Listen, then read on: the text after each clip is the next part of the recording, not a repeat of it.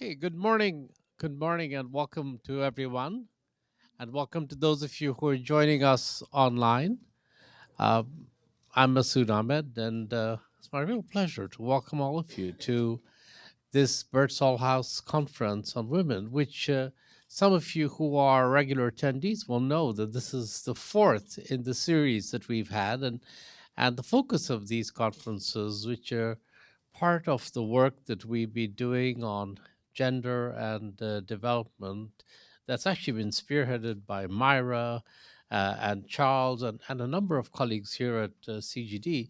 The focus of these conferences has been to try and bring together every year the evidence and the research on what works and in what circumstances it works in trying to advance gender equality and empower women. And every year we've focused on one dimension of that agenda. And this year we're looking at the topic today is women and the nature of work.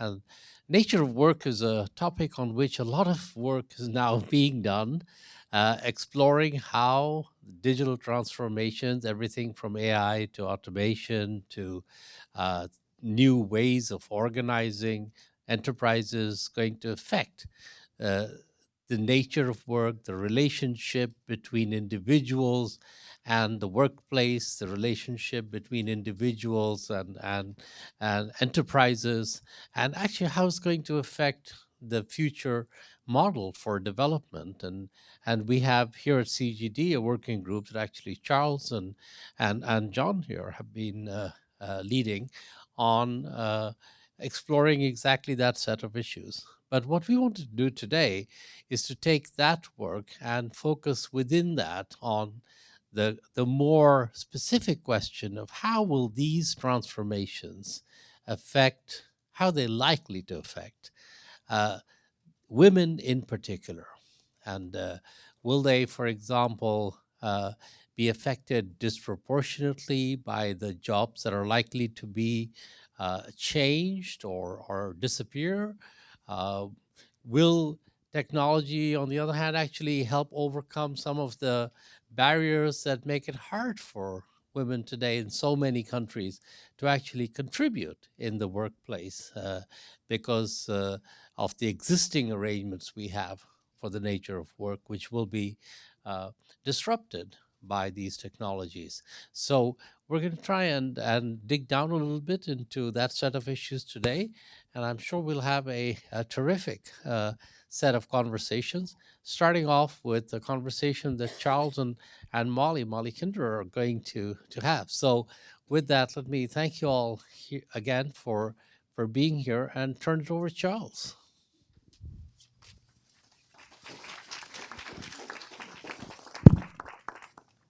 Thank you very much all for coming and braving the traffic on this rather complicated day. I'm delighted to be here. I'm Charles Kenny. As Masood mentioned, I'm a senior fellow here for those of you I haven't met. Thanks very much for coming and nice to meet you. I should say that we are going to run straight through all day, straight through to lunch without a formal break. I'm sorry, people. But what that implies or suggests is that you should, whenever the mood strikes, do go out back. There'll be coffee. The pastries will remain out there. So do feel free to get up, stretch your legs. But we'll try and keep it interesting enough that you don't want to leave. So thanks again. So. Molly Kinder is the Senior Advisor on Workers and Technology at the New America Foundation. She's also a fellow at Georgetown University's Beek Center for Social Impact and Innovation and an adjunct faculty at Georgetown McCourt School. Where she's teaching on the social, economic, and policy implications of AI. She's previously worked the Obama administration, the One campaign, but most importantly, obviously, she's previously worked here, and still much missed. Hopefully, not for the last time she's worked here.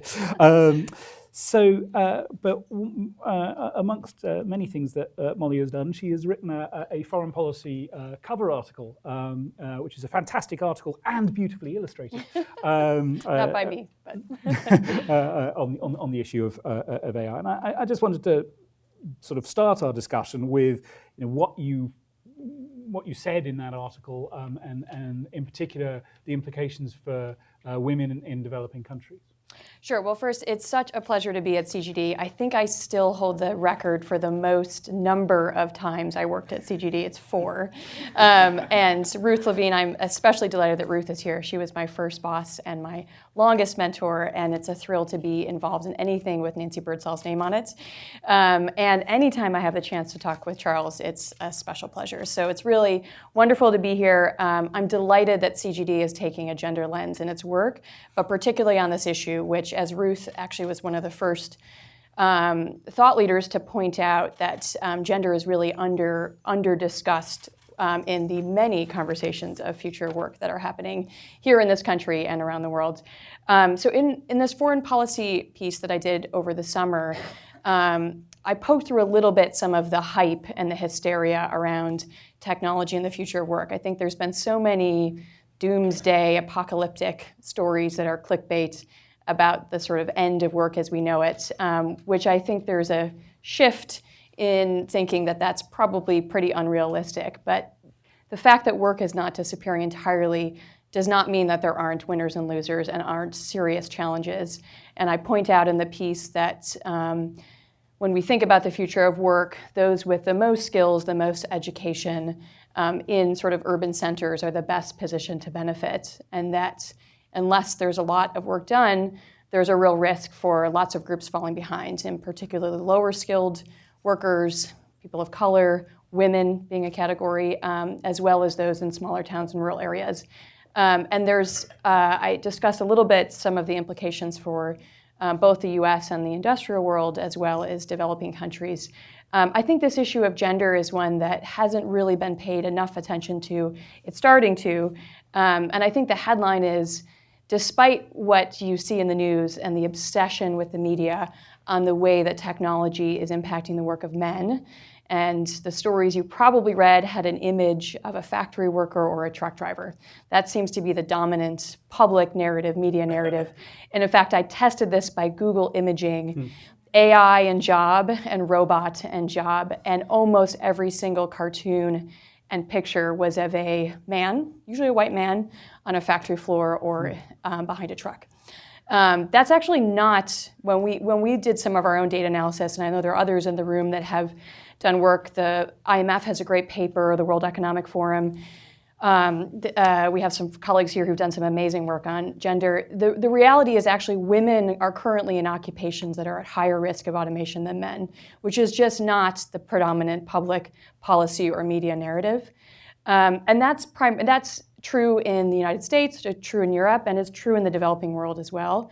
And that's particularly because of occupational segregation. So women are overrepresented in occupations such as frontline service work, cashiers, retail, fast food work, as well as mid-level clerical occupations that employ a disproportionate number of women. And those really stand to change the most from technology. So despite the fact that there is change coming to truck driving and manufacturing, there's many more women employed in positions that really nobody is focusing on who those women are, what their needs are, what it will take to make sure that they can weather transitions and that they're prepared to benefit from the future. It's funny, I hadn't been thinking about it that way when I was reading the IMF paper, which, sorry, as Molly has suggested, points to the fact that this is probably, if anything, slightly more likely to affect women than men. They take some of these estimates of what's going to happen, sort of ungendered estimates of what's going to happen across various industries to the number of jobs that are at risk of automation, and then they say, well, what percentage of the people in those jobs are women, and suggest a sort of there's a 2% higher likelihood of risk of women's 2 percentage points. 2 percentage points. Yeah. risk to women losing their jobs than men. I will say there's another study that uses almost exactly the same technique and comes out with a slight, a tip slightly the other way. To your point, however, even if it's a sort of a wash that it's only as likely to affect women as men, the dominant narrative has been about older white men losing their factory jobs and what a tragedy for the world, not any of this other stuff. I guess though what I sort of take away from that literature is it's probably not, the issue isn't so much what automation is going to do to the current distribution what automation is going to do in a gendered way because of the current distribution of labor, but what automation implies for the change in overall distribution of labor in the future and the change in overall distribution of good jobs in the future, and people moving between different jobs, and how likely is it that men take the good jobs and leave women in the bad jobs that we have in 30 years' time? That may actually be sort of the bigger concern. I mean, do you share that, or is that? On one dimension, yes, and on the other dimension, no. So certainly I think there's a lot of analysis to suggest that as jobs become better paid, have more technology, require more management, that men disproportionately step into those positions. So already if you look at the occupational mix in the United States, even within sectors that are female dominated, the management tends to be men. And so certainly there's lots of jobs that we don't think of as IT jobs will become more digital and more digitally savvy, from a janitor to fast food workers, as we've seen with manufacturing. And I think those dynamics of what happens when the nature of occupations change, they become more technology intensive, they may become more management intensive. How does that influence the gender mix of the job? I think is a huge concern. But separately, I think there is some, from my look at the last 30 to 40 years, I think there's some good news coming from the US that could shed some light on this conversation of the future of work around the world. If you look at a static picture of where women are in the economy in the US today and what is their relative risk of automation, it's not necessarily a great story. So women are disproportionately represented in some of the more vulnerable occupations, and those are also more vulnerable positions to begin with. So minimum wage jobs, frontline service jobs are already vulnerable for so many reasons, and we're just adding in the risk of automation. I think women are overrepresented in some of the jobs that stand to gain in terms of job number. So care jobs, personal care jobs, home health aides, early childhood. That's a good news story in terms of job numbers, but not necessarily a good news story right now in good jobs. So quality of jobs, pay is not great. And then the third aspect is that women are terribly underrepresented in the jobs that are the true winners of the technological era. So the STEM jobs, the fast-growing IT jobs, some of the management positions that can't be automated. Women are quite underrepresented. How those competing forces balance out in terms of job numbers, I think no one really knows. How much cashiers' jobs will go down versus home health aides going up. No one has a crystal ball. But certainly there's some good news stories in there, but overall there's a risk of sort of inequality widening. However, that's the sort of not great story of the static picture. I take some comfort in the dynamic picture of what's happened over the last few decades, of how technology's already changed women in the economy. So if we looked over the last 30 years, the main story has been polarization. So the hollowing out of middle-skilled, middle-wage jobs. And technology is a main driver of that. And that's primarily around clerical jobs that computers have replaced, as well as manufacturing. So there's been a real shrinking of middle-wage jobs, both for men and women, in almost equal numbers.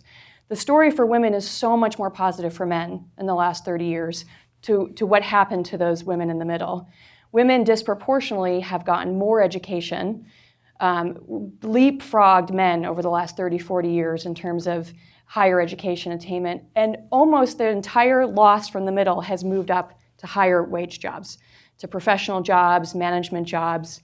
Whereas for men, it's been more of a negative story. The pace of higher education attainment has really plummeted, and there's been more men falling down to low-wage jobs from the middle than moving up to the higher. So the static picture is not a great one because women are still clustered in lower wage jobs than men. But the dynamic picture gives me some comfort that with the right investments in human capital and the right opportunity, women can lean into some of the better jobs that are possible. I want to pile on this being perhaps a bigger problem for men than it is for women in that regard. I've got a quote from Hannah Rosen's book from a few years ago, The End of Men. Over the past century, feminism has pushed women to do things once considered against their nature. First enter the workforce as singles, then continue to work while married, then work even with small children at home.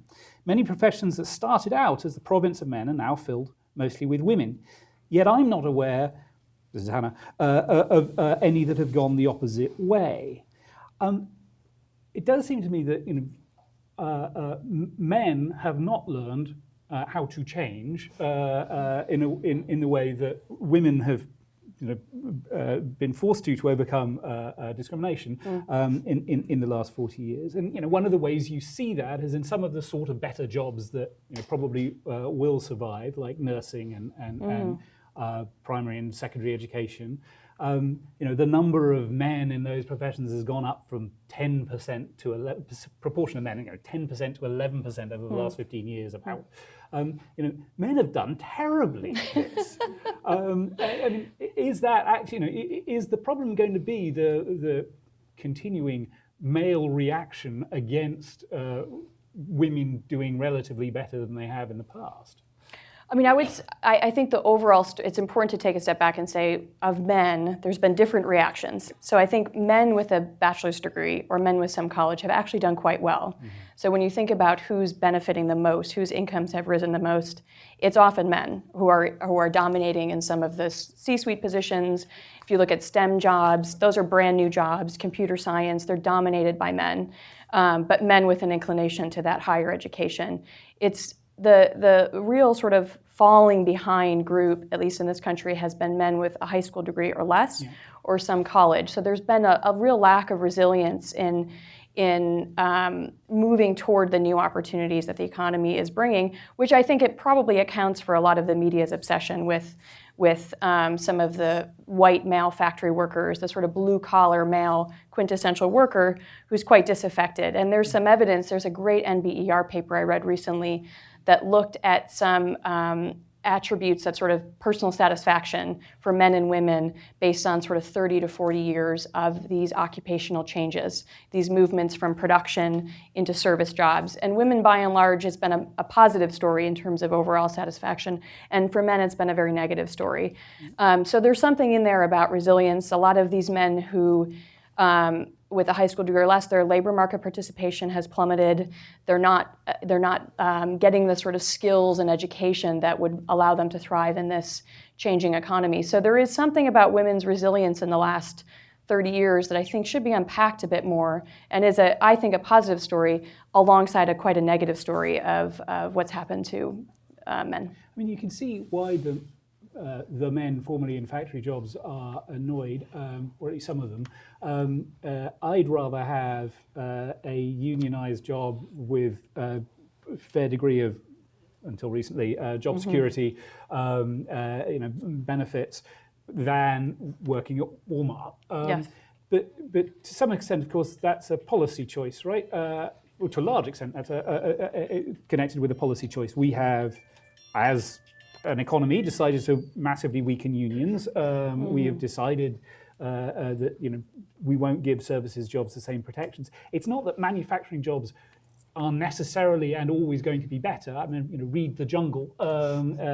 Manufacturing jobs can be really grim if there's not policy efforts to make them better.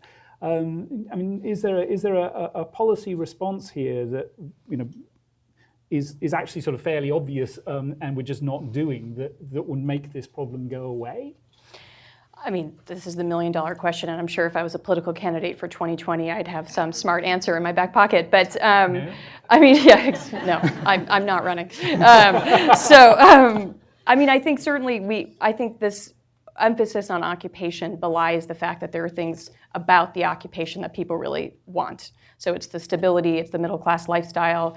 It's the benefits. I mean, these are things that are eroding as these middle skill jobs are going away and being replaced, as you said, by the frontline service jobs. So I certainly think that more protection for workers, making sure we have to think about wages and all this, in part because for the foreseeable future, there will be a rise in some of these low-paid jobs.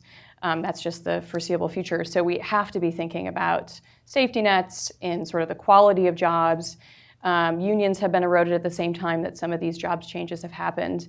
But it's hard to think that alone can change the fact that work and occupations are shifting so rapidly. I think that question of job quality, job protection, labor rights, labor standards is a piece of the equation that often gets neglected in future work conversations that become very technocratic and end up just talking about upskilling. I don't think we can miss some of that aspect. But I think that there is a bigger response out there. We do have to help people adapt and pivot to make sure they have the skills and the outlook that's going to be necessary for where the jobs are going.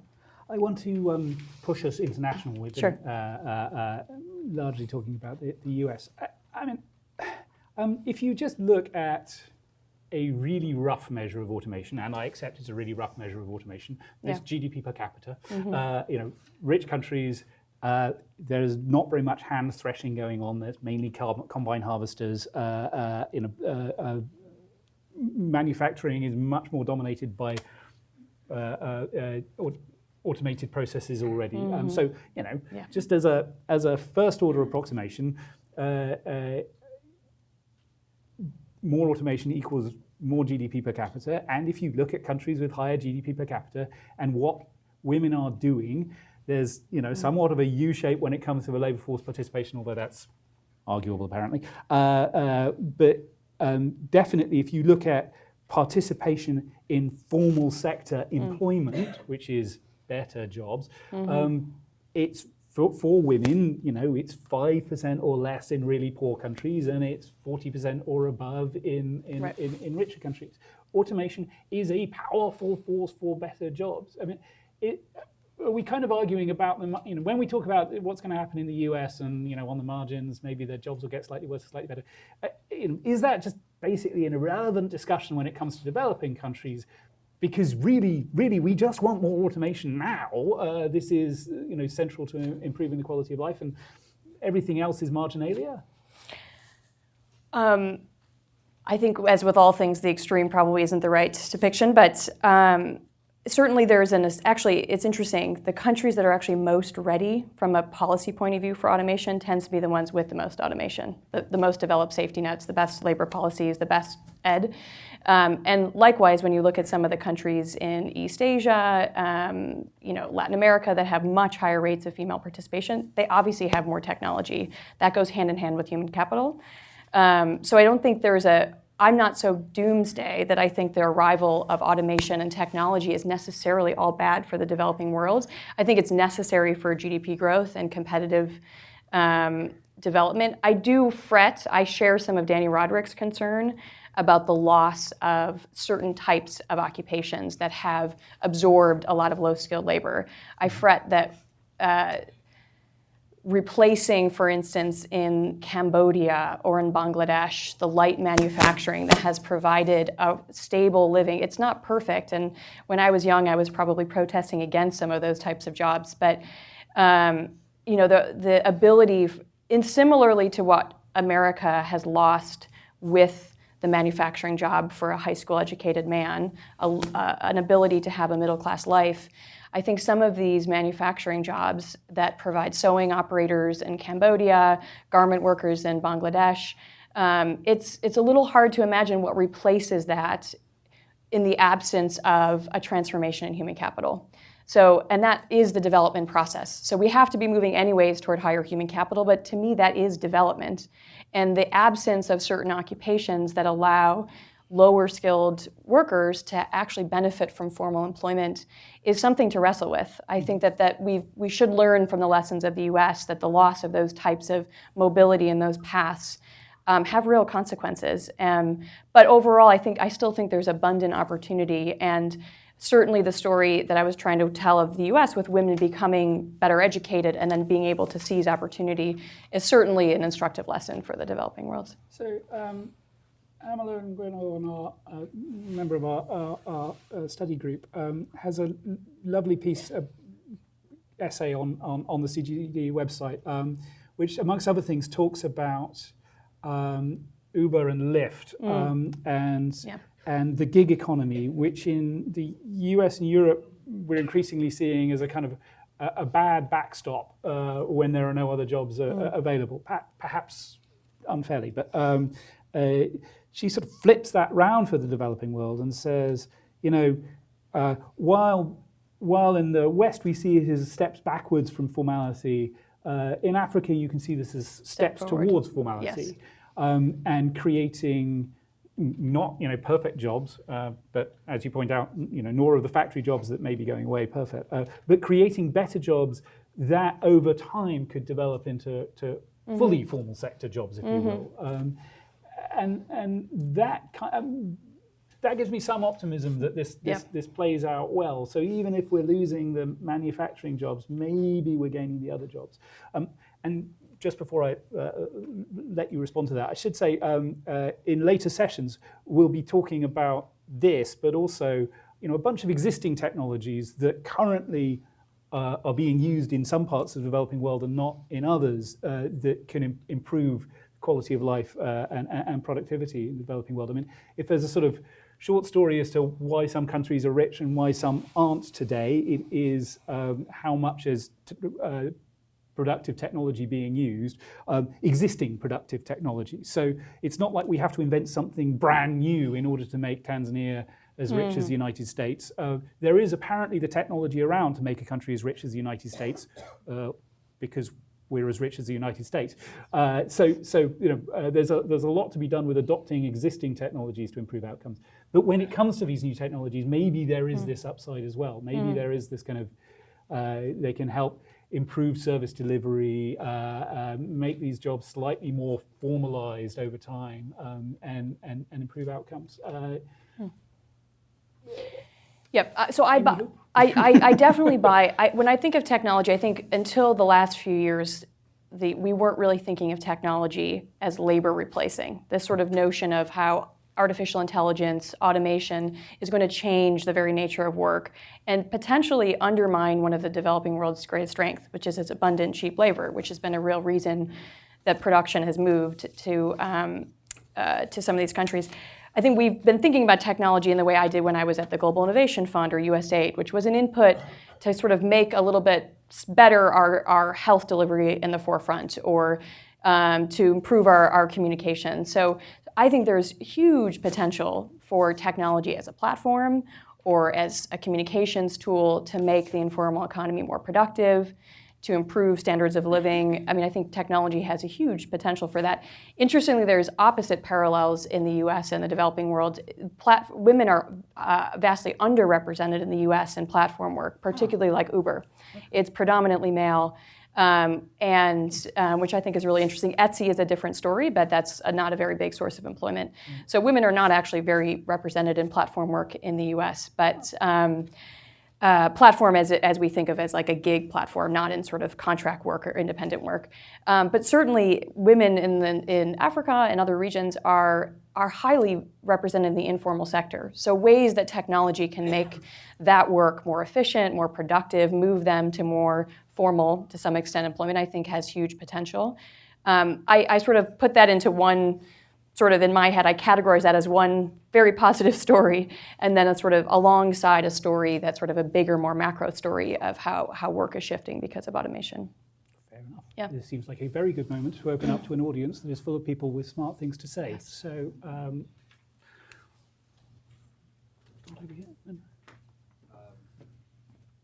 think people can hear me, but oh, sorry. so my company, we build AI systems, but we also believe that if you try to put an AI system into the economy and the financial system the way it's currently structured, absolutely it'll destroy jobs and it'll keep folks at the bottom underrepresented in the economy. But if you combine a well-designed AI system with a new economic and financial system and they work together, then it's a whole different story. You can use your AI to help the people at the bottom. I think it's a design issue versus a core technology issue. And I hope that policymakers would take that into consideration. And can you give an example of what you mean by that? So an example would be, so our technology, we try to match people not based on their characteristics that are shared with others. That creates an echo chamber. But if you match them according to upper outcomes or destinies or identities that they have, now when you match them, they're matched with other people that are different than themselves. And they can, when they're matched together, it's synergistic. And if that kind of cooperative environment is built into finance and money, the nature of how you're mobilizing talent and capital is no longer as competitive, it's more cooperative. And you're not creating a have and have not situation throughout the world, which our current banking and financial system create. So I feel like the solutions are there, they're kind of hidden in plain sight, and I think we're very close. Great. We'll take 3 and then come back around.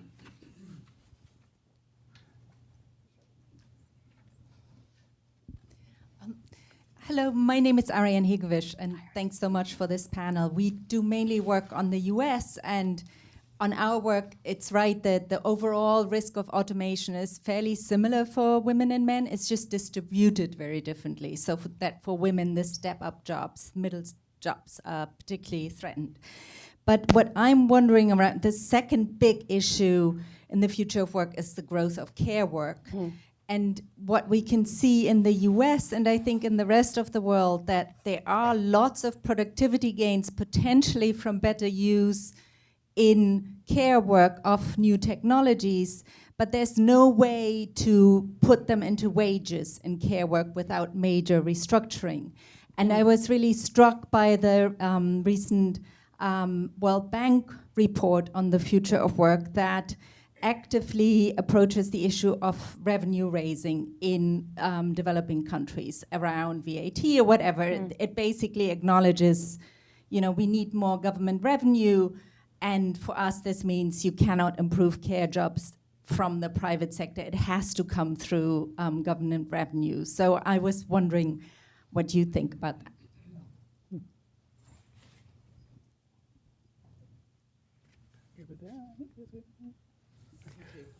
Hi, Andrea Ewart. I don't work on this topic just here because I love your conferences.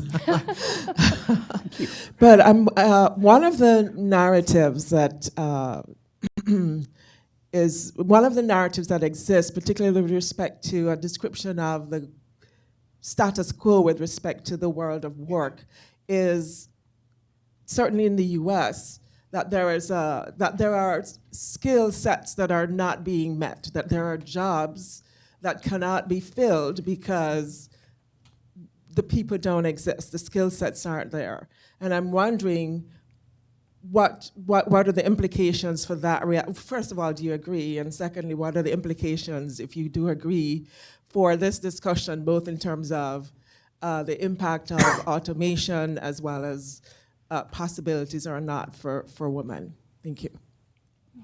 Great. Well, thank you so much. Your team does amazing work on women and have been really raising this question of gender in technological change, and we've used your research extensively. I think this question of care jobs and the policy implications is enormous. And in fact, my colleagues and I at New America are developing some new work looking particularly at this question. I think when you think about the future of work for women, we have to address this reality that with demographic change, there's no question there's going to be abundant opportunity for health and care-based jobs, as well as early ed, depending on sort of where our policy goes. All of those could be not only beneficial to society, but sources of mobility for women. And currently they're not. There's terrible mobility from a nurse's aide. Very few people move up to be a nurse. Home health jobs are really very poor in terms of stability and even safety and pay.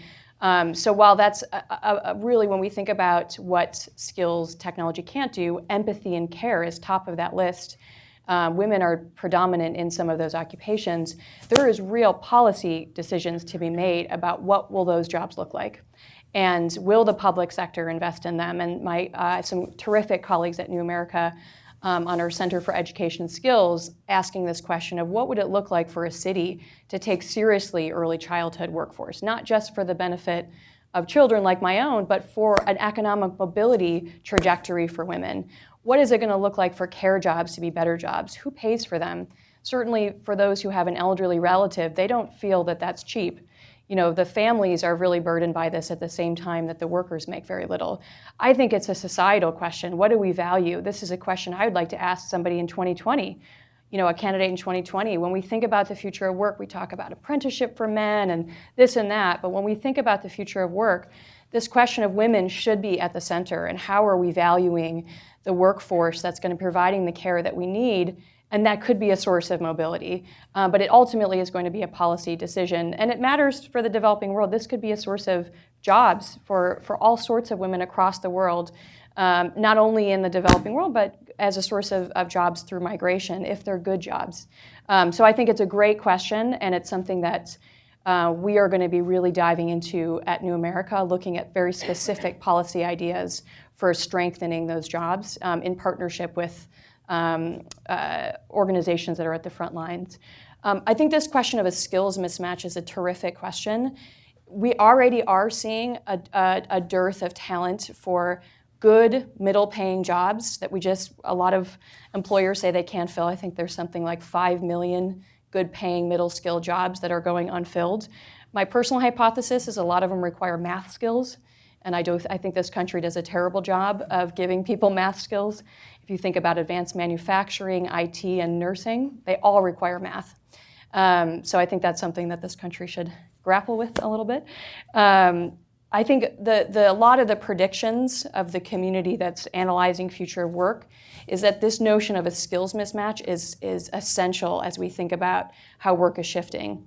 That skills, the half-life of your skill set is going to shrink. The idea that you have this specific skill that you got in school or through a job and you can just use that for the rest of your career is a thing of the past. So jobs, even if work isn't going away, the idea that an individual worker is going to have to upskill, change jobs, learn how to work with technology or pivot to something else is going to become part and parcel of a lot of people's reality, which is why, as a skill, to make yourself resilient to these changes, this ability to adapt and learn and be curious is such an essential thing that employers are looking for.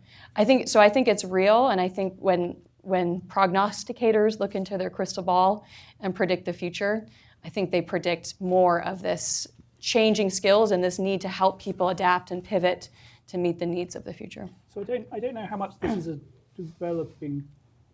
is true in developing countries as well, and would love to if anybody does. But if you look at some of the recent studies out of the US and Europe on the sort of the trajectory of wages and labour force participation of men and women, you know, it ticks up broadly similarly until babies, and then there's a cliff, and you know, after 10 years you don't see the full recovery again. Indeed, you don't see much of a recovery at all, I don't think, in either wages or in employment rates. And that seems to be a big part of the overall story of why women on average are paid less and are in the labour force less. Do you see any hope of any role for technological advance or existing technologies in that, or is that just simply, look, it's a policy and norms problem. Men have to step up, and we have to have better parental care policies? I mean, I think we need better parental care policies is probably the short answer. I think, but just to connect some of the dots on this, and just to give a concrete example from emerging markets, the Philippines has something like 1 million people working in business process outsourcing. That is a field that's changing rapidly. A lot of the work that could get outsourced from the US to medical transcription or some of this more routine work and customer service, the technology is advancing so rapidly. In order for the Philippines and these college-educated women, a lot of them are women who have good jobs through this industry, in order to stay competitive, they're going to have to upskill. Like this, they're going to have to go from more routine customer service to more advanced customer service. So this is not just a purely US phenomenon. I think when a lot of these more India is going to be the same thing with call centers. IT is changing. There's some interesting studies that say that upon graduation, IT graduates have a wage premium over liberal arts majors, but not in 10 or 20 years because your skill set becomes less valuable because they want the younger, more adept IT person. So just pointing that out. I think this notion, though, that you need to upskill is harder for women. If you think about women, I tried to take an online Coursera machine learning class. I was very smug, tweeted about it. It was a Stanford class. I was like, I am taking this class. I even paid the $50 fine. And fee. I tried to sort of have some accountability, but I unfortunately got all the sort of validation for my initial tweet. And I have a toddler at home. I have a full-time job. I gave up after literally 1 week. It might have had something to do with my math skills, but I just thought that for me it was a very instructive lesson that when you're a busy working professional or anybody who has a family trying to make ends meet, the notion that you have extra time to figure out some of these skills, particularly when I think women are often less invested in when it comes to training. There's some evidence to suggest that from this country. So this notion of mid-career upskilling in adult education is so part and parcel to this question of childcare and the realities that women face. And I don't think it's been really addressed, frankly. Is there any way of doing it better? It's going to be a cliche answer, but Scandinavia. the Scandinavian countries do a much better job. And there's been some experiments with tying some of the support with childcare. So I think there's been a big move in the US for big companies to announce free online education. Rarely do you see that come hand in hand with any kind of childcare support, but there are a few exceptions to that. So I think that's certainly an area for experimentation.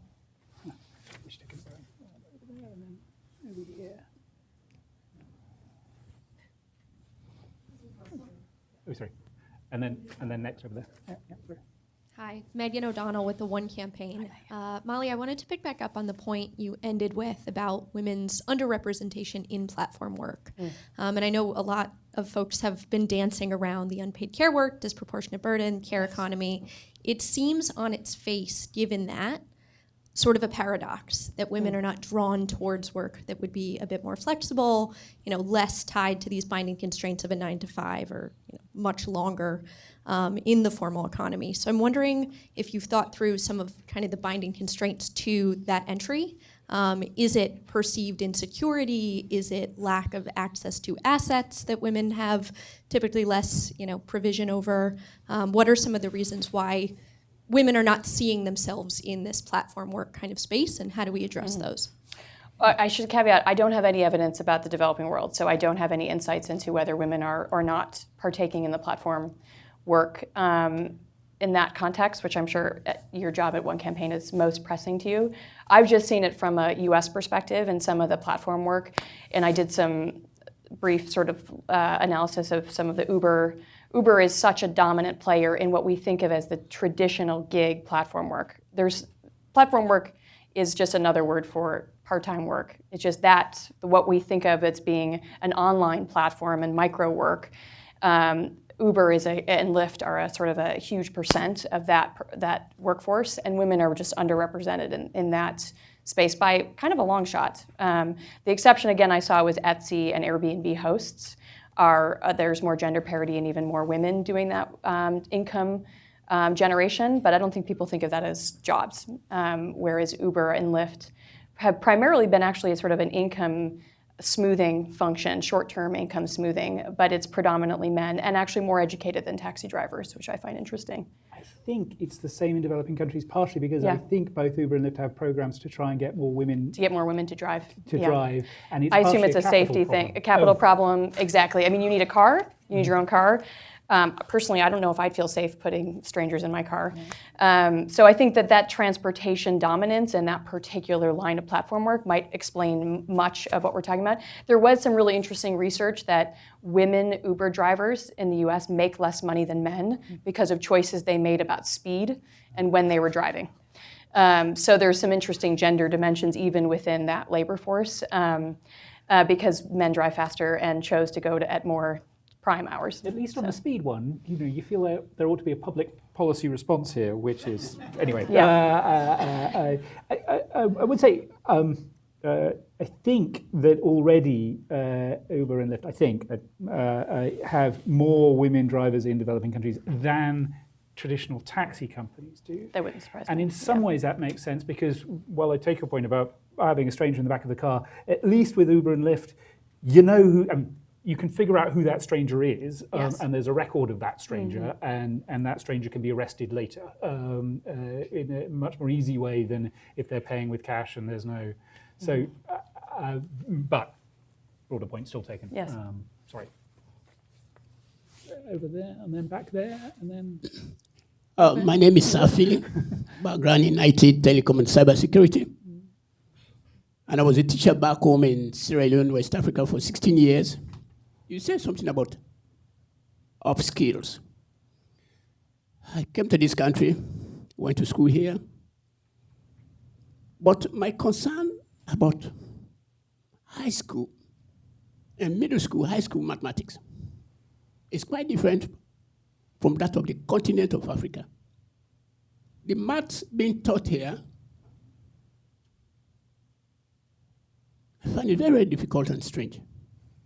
That's why girls, they can't compete in high tech. You can't just focus on algebra. No.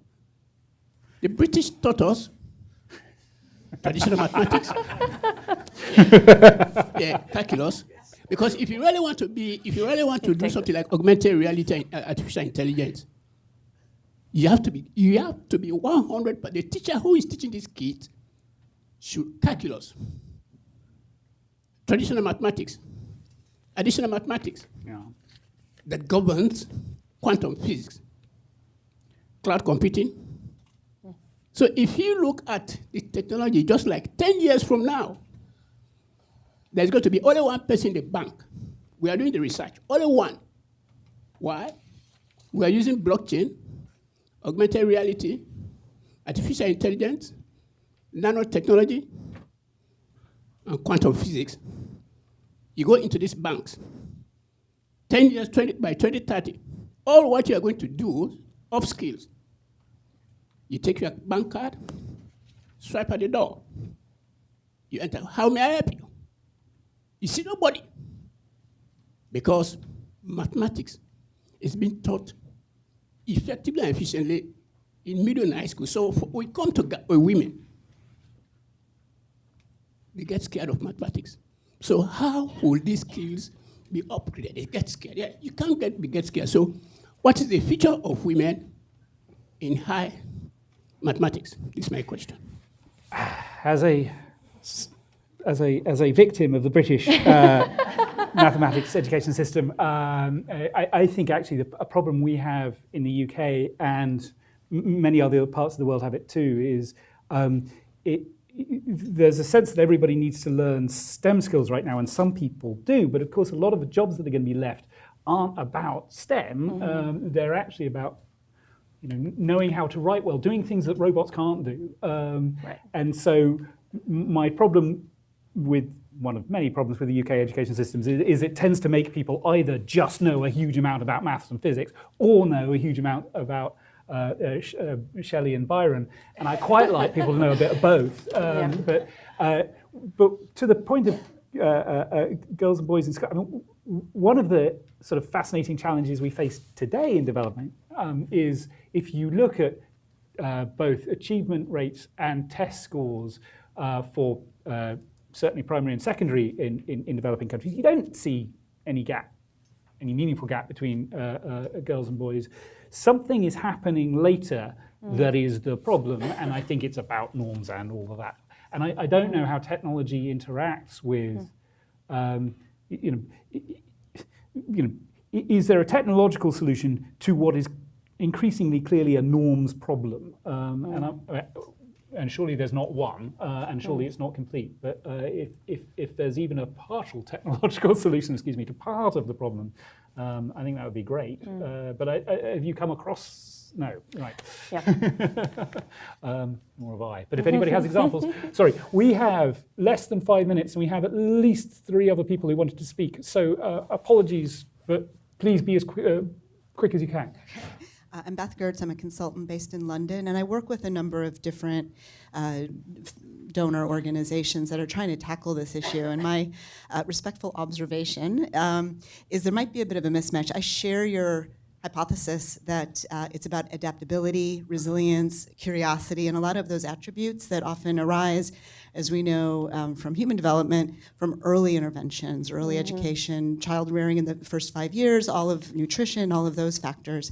And yet a lot of folks are trying to intervene at a higher education level to try to build that resilience in. It might be too late for girls who are educated in different African countries, let's say, and aren't able to get those basic building blocks. How do we connect those dots and make the case for action at some of those early interventions for the future of work? That's a great Don't answer that yet. Okay. But fascinating question. There were more. And then back there. Judith Edstrom, have there any, one concern is local governments are spending less for education, and so this does not bode well in terms of educating folks who are, dropping out in high school, and especially men, and coming back to what you said on the male problem. The issue of domestic violence. I remember when I was working in South Africa, there was actually a study that showed correlation with the rise in unemployment among men and violence against women. And I noted that, a bit in other developing countries, but particularly here. Is there any studies now showing an increase in violence among men who are, feel disenfranchised? They are not willing to take jobs in the care industry so much. They don't want to be called a nurse. Right. And it's domestic violence and it's societal violence that we're seeing arise. And so the irony is that what's bad for men tends to be bad for women. Any solutions to that one? And there's going to be a last word back here, and then, well, not last word. Yeah. Thank you so much. Alex Roscoe at the International Finance Corporation. I think this is on. So I wanted to come in on the platform economy. So we've actually done a study with Uber looking at how women engage as drivers and riders across 6 different countries. We did find that there is quite a substantial increase in women's ability to get into a sector where they're otherwise underrepresented, though of course there are kind of many other challenges involved in this space. So I think going back to your point on women's participation in the platform economy, I challenge that a bit and say, from what we know across sectors, it's less that women aren't participating in the platform economy and more that there still remains a fairly strong segregation in terms of which sectors they're participating in. And we're working with companies across the sector to try to figure out how we can make that a little bit more fluid. So forgive the self-promotion, but it does seem like a topic of interest, and certainly happy to pick that up. And a great end. Yeah. You. I'll just be really brief. I love the question about early childhood. I think there's an over-reliance in the technocratic policy community that we're just going to take an adult and magically transform their skill set. It's, if you read McKinsey, World Economic Forum, this is really the dominant narrative, and I think it's pretty unrealistic. I think the real story is human capital and resiliency. That sort of so much is learned that as human skills at a young age and sets you up for higher educational attainment. So I think there needs to be a bringing together. I found that the education community has been a little resistant to some of these conversations because I think they fear changing education toward different skills. But I think that early childhood, that human capital, the education conversation should be part and parcel with this broader question. I was... The schooling discussion tends to be about these skills are needed, and they are. But I would say it is also about norms. And back to sort of where you started, that you Google online, and what you see when you see scientists is a white guy with grey hair. What you see when you see automation is a truck driver. Yeah. I think there's a real role in schooling for helping men realize that they can be nurses and helping women see role models who are women scientists, and it would be fascinating to do to textbooks in the developing world in particular what you did to Google, and see what percentage of scientists represented in school textbooks, and I bet it's hideously high. Anyway, but on which note, thank you very much for a fascinating discussion, Molly. Thanks, Thank Charles. you for your questions. I now throw you off the stage, perfect. and I stay here for a second, but not for long, I promise. Next up, we have Myra and Kate. Myra Buvanic is a senior fellow here at the Center for Global Development and at the United Nations Foundation, and was previously Director of Gender and Development at the World Bank. Kate is a Director of Impact at TechnoServe, the global development nonprofit that specializes in private sector approaches to reducing poverty.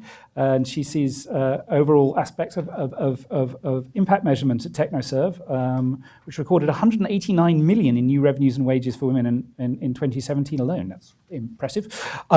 Before they step up, and they will then look after themselves, I think we're going to have a short video. It's better if they're not here for that, because you won't be able to see it. But it's also better if I'm not here for that. So.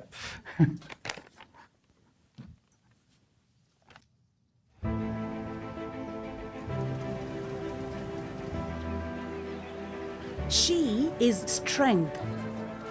She is a daughter, a partner, a citizen, a friend. She is an entrepreneur. And though entrepreneurship may look different around the world, the hope and aspirations are the same. Nearly 1 billion women worldwide lack access to formal financial services. This limits her potential to save money, to grow her business, to create a better life for herself and her family. She Counts is a global platform that harnesses the power of financial services to help her plan and save for a prosperous future. Launched by ExxonMobil in partnership with Women's World Banking and Center for Global Development, She Counts works with financial service providers to put savings and financial tools in the hands of women, enabling her to save securely, invest in her business, and transform her life. Together, we are creating a world where every woman counts. She believes in her potential. She is driven to succeed.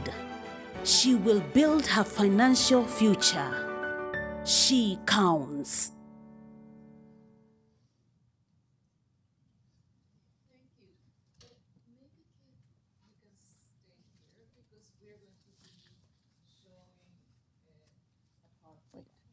And I think thank you so much, Charles and Molly, for the conversation. I think now that was a very global conversation. We're going to go very specific to women entrepreneurs in 2 countries, Tanzania and Indonesia. And if I have the PowerPoint, there is? Okay, great. So let me just tell you before the PowerPoint arrives what I'm going to be talking about. There's a series of papers that are in the CGD website, and you can download them and download the background papers, behind the papers, so anyway.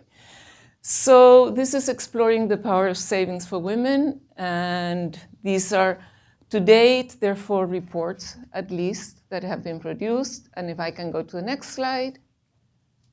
Okay, great, okay, here.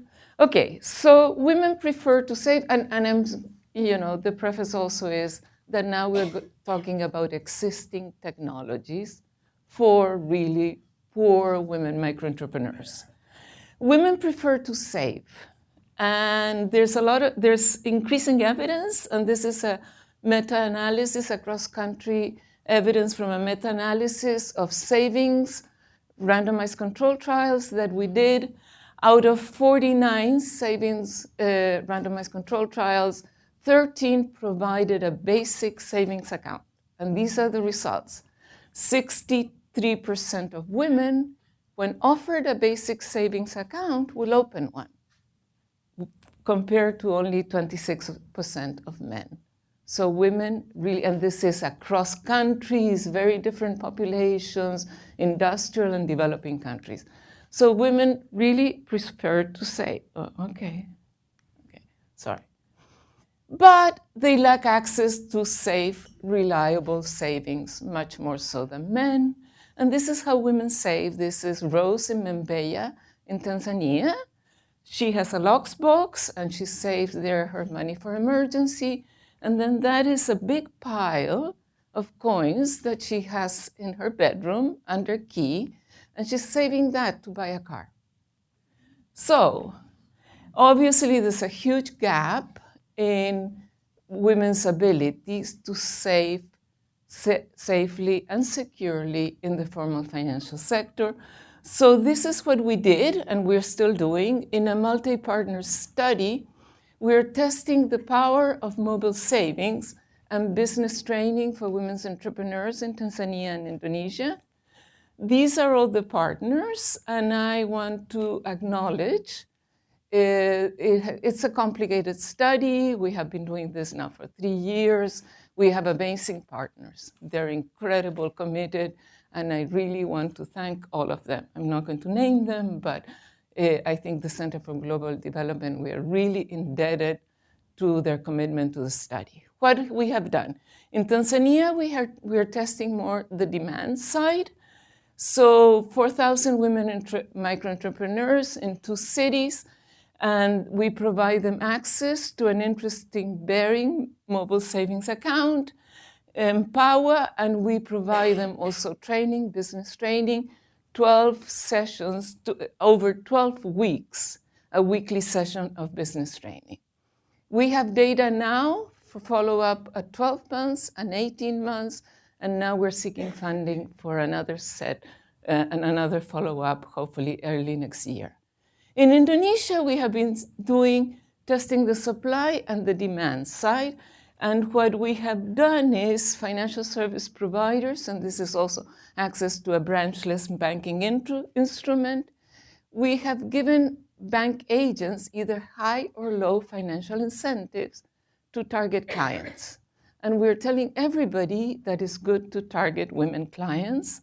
And for women entrepreneurs, half of them are getting a short financial literacy training plus some mentoring. So for the data that I'm going to be presenting here, it's the first follow-up that is about, for most of the women, a month after they had finished the training. The field researchers are now on the field doing a second follow-up that is going to be a year later. So what do we find? In Tanzania, the promotion of mobile savings, boosted by the training, led firms, women's firms, to save significantly more on the mobile device. And in this case, it wasn't that they were saving more, but they were transferring informal savings to Empower, that was a mobile savings. In Indonesia, the promotion of mobile savings by highly motivated bank agents, that is, agents who got high incentives, boosted also by business training, increased total savings and mobile savings. It's a very significant increase, and in this case, it was a true increase. Women started saving significantly more and mobile savings by about 20%. So, what are the other effects? In Tanzania, the mobile savings increased empowerment of women measured by household decision making, and this effect was boosted by the training. This is a significant effect, and here's sort of the positive aspects of a mobile savings technology, and it's pretty impressive. I mean, these are very short-term results, but that having a mobile saving, having the privacy that a mobile saving technology gives you, plus the savings in itself, the ability to save, that increases both, I think, the privacy and the economic self-reliance that this generates increases empowerment, increases women's empowerment. And I'm so happy that we did a randomized control trial, because otherwise people would not believe these results. They would say, no, this is not true. Well, and look what has happened. Okay, so then what are the other effects in Tanzania? And remember, this is 18 months after the training ended. Significant improvement in business practices only through the training. Obviously, the mobile savings didn't do enough, but the women significantly improved their business practices. They started working more hours in the business, and the capital stock in the business dramatically improved, dramatically increased. What are the effects on business growth and business profits? Yet we don't have any effects, but we're hoping that this capital stock improve will translate over time into effects into business growth. So what does the mobile savings promoted by the mobile savings and the business training do in Indonesia? They do the same thing that they do in Tanzania. The mobile savings promoted by highly paid agents plus the training increased empowerment significantly, which is remarkable. And this is even more remarkable, and this actually replicates findings that Dean Carlin has in the Philippines. It increased this empowerment effect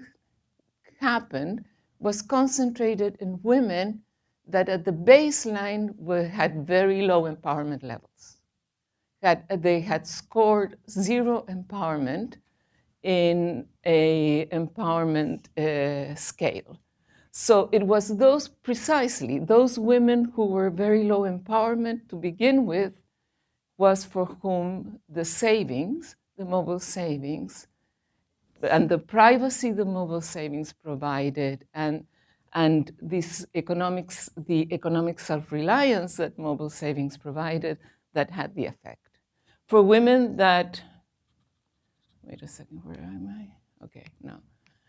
For women that already had sort of high levels of empowerments to begin with, the mobile savings did not really make a significant difference.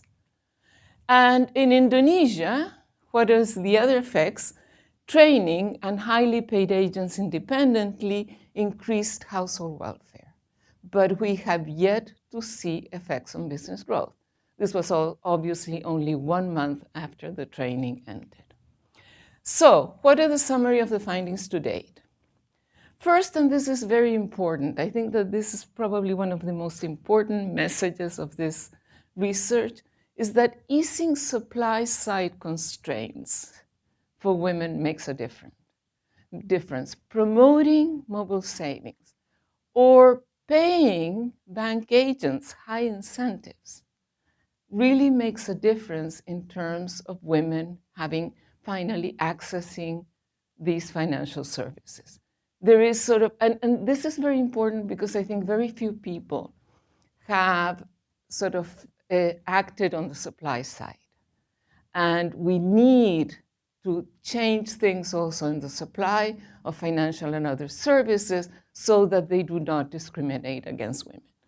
The second is that access to this mobile technology with the privacy it provides and the economic self-reliance that savings encourages helps change social norms. Very short term. We don't know if this will be maintained, but I think that this is incredibly powerful and hopeful, and perhaps we can find a number of different interventions that can do this are really worth investing on. Relaxing demand-side constraints by adding business training also bolsters the effectiveness of mobile savings. So, the literature on business training in itself is not very positive. It doesn't have many effects, but the combination, at least for poor women, makes a difference. But in the short run, neither intervention, alone or combined with other, increases business profits. Is this just a question of time, or are there additional constraints that women have that won't increase profits, and that I think we're saying more to come? Thank you. Kate. Yeah. There. Okay, I'm gonna wait for people with the tech minds in the back to set me up. There we go. Hi, I'm Kate Diaz. Good morning, everyone, and thank you for joining us this morning. Here we are. I'm from TechnoServe, and at TechnoServe, we work with our clients around the world in 30 countries to help them increase their access to markets, and through that increased access to markets, increase their incomes. And so the work that we've done with CGD,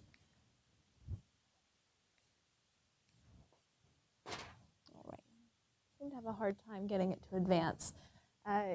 In what we call the Business Women Connect program, I'll try again in a second, there we go, really took on the same model. We identified that there is an emerging technology entering markets which allow for mobile-based saving through the Empower platform. And we wanted to make sure that women micro-entrepreneurs in Tanzania are able to access that platform. So we did that. Oh, look at this. Okay, there we go. With a blend of approaches. With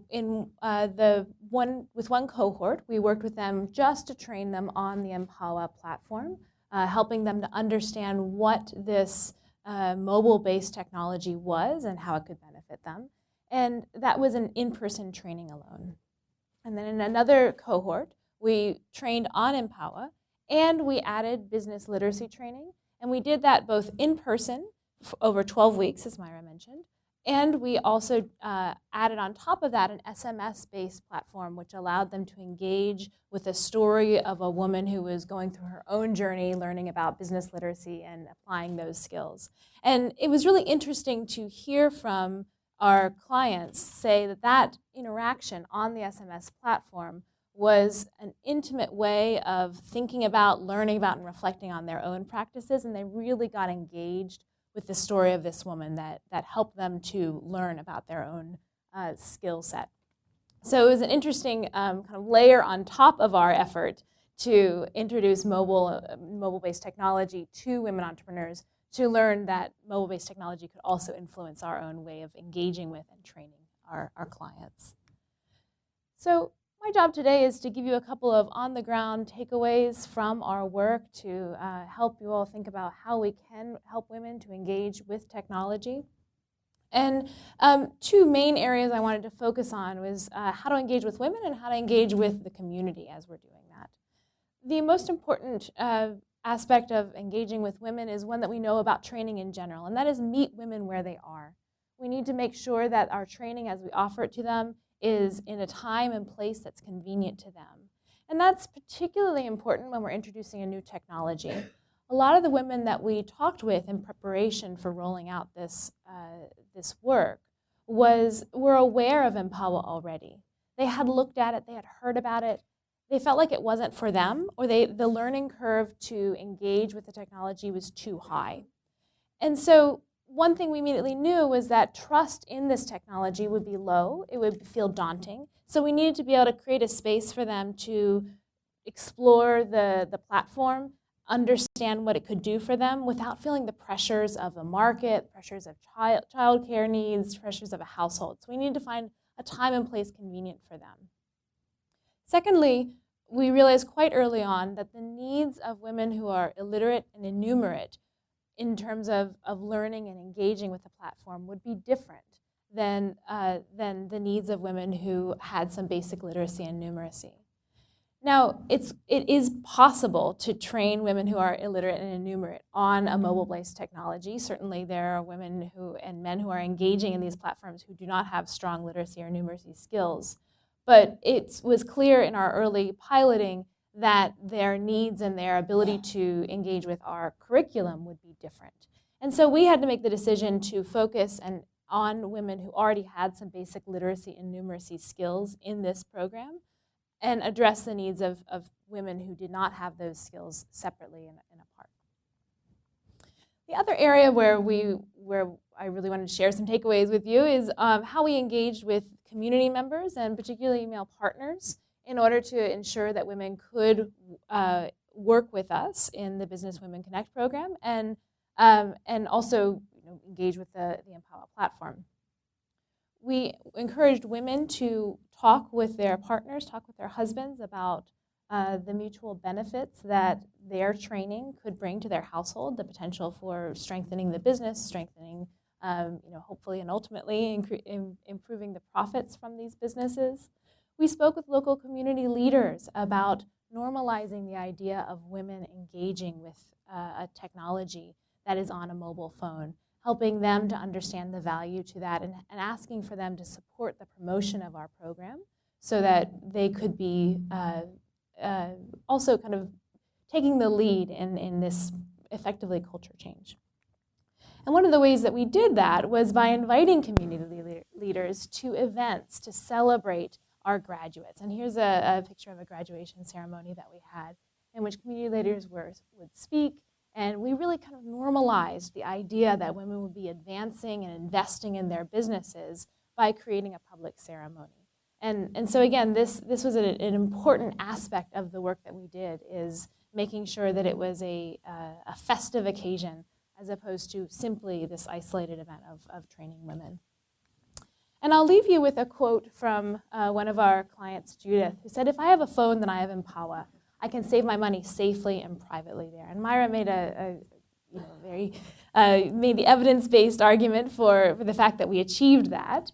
And I just want to observe the real condition that Judith offered us in her observation. If I have a phone, then I have Empower. And as we are about to hand over to Q&A, I want to put a hypothesis out there for you that I have developed from a couple of our projects, that for technologies where the technology is entering into the marketplace and creating new ways for market actors to engage. So a little bit different than the gig platforms of Uber and that sort of thing, which is creating new jobs. But in these ways where a mobile savings platform is creating a new opportunity for market actors to save securely, in some ways for the barrier for including women in this market change is the hardware barrier of getting mobile phones into their hands. Empower doesn't require a smartphone. Any mobile phone will count, and mobile phone penetration in Africa is enormous, right? So once she has a mobile phone, she has Empower.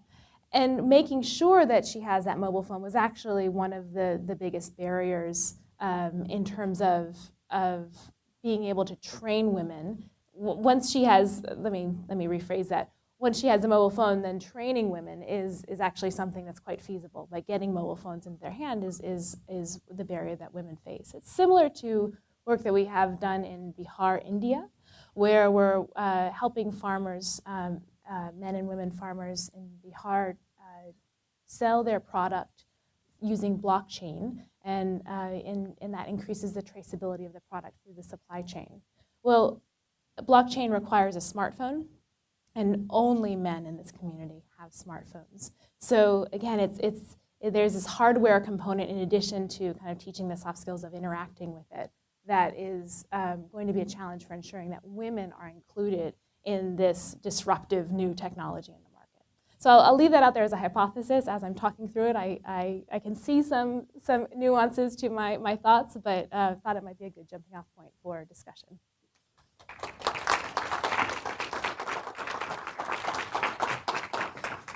So, questions and comments, we are here to take.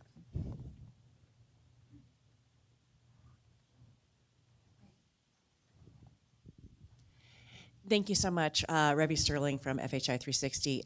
Quick question, that what you ended on is looking at these social norms, right? There are, in Bihar, in other places, men don't let women use smartphones. What is the TechnoServe answer to this? What is our general answer to some of these social norms? I mean, I'm going to touch on it a little bit on my panel, but I'm dying to know, honestly, what we can do, all together in this space. Because if you can't access the technology in the first place, you are going to be digitally and financially excluded. And then this conversation about work is moot for millions of women. Yeah, the idea of changing expectations of our partners, of our community leaders in communities is basic for all of our programs. So outside of a program that focuses on gender or focuses on technology, understanding the gender dynamics in households that differentiate how and when women access markets or access decision-making is critical at the start, and then incorporating a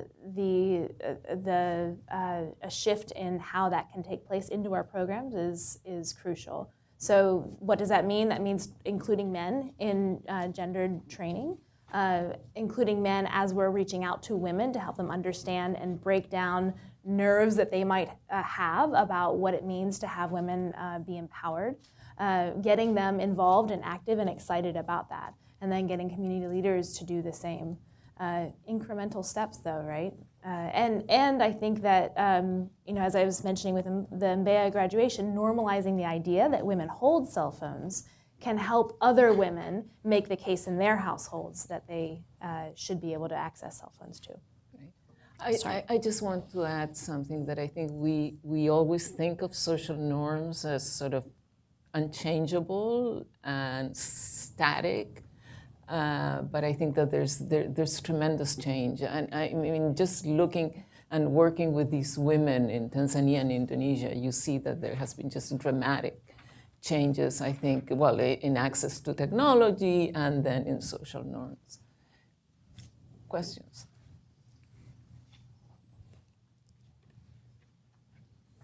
Hi, I'm Emily Romero from Grameen Foundation, and thank you very much for your presentation.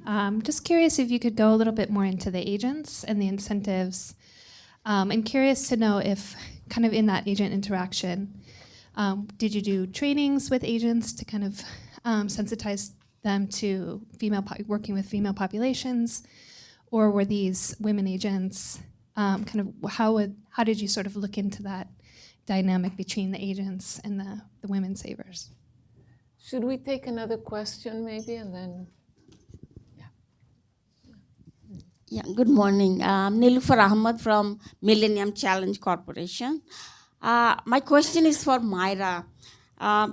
You looked, this RCT, these women beneficiaries are basically individuals. They save in the bank, they access the finance, and they do the business themselves. But in most developing countries, particularly in rural areas in Asia, Africa, the bank service is not available. So those are mostly the NGO supports with the group saving and loan facilities.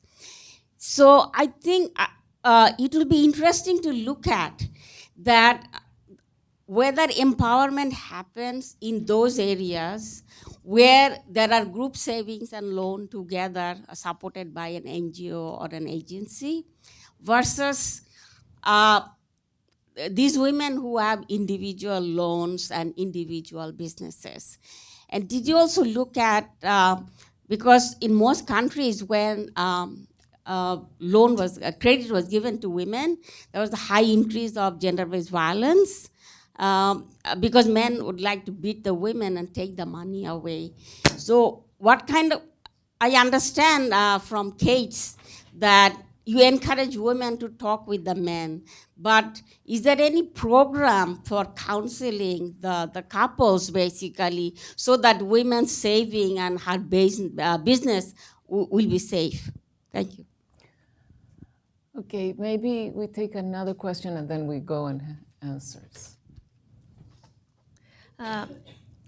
Thank you both for your presentations. I'm Maria Fernanda Sierra from the Trust for the Americas. My question is related to it's very interesting and revealing to see how women are empowered by the fact of owning a phone and saving and being able to control the money in that way. My question is, I'm working in a setting, a women empowerment project in Mexico.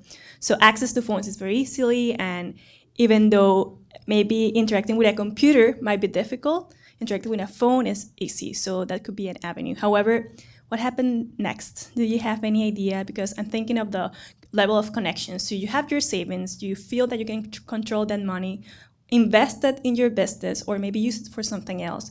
But maybe your environment is not as connected. So I'm thinking a rural setting where it's mainly informal economy. So what happens there? Do you have any insights? Thank you very much. You want to start? Sure, I'll address the question around incorporating men. It's clearly the concern in the room. You know, in some programs that we do, as I mentioned a second ago, we do have joint gender training sessions in which we invite the men and the women to join the discussion. And we really talk about how amplifying the other partner or the women in a household, because sometimes this is a polygamous household, can help the entire household benefit. Sometimes, you know, including men in that discussion, breaking down the barrier of thinking around what it means to allow women to manage their own finances can really help, you know, open up a whole different mindset in the men, even in that setting. But what we also see is that it takes time. And so a training like that is not enough.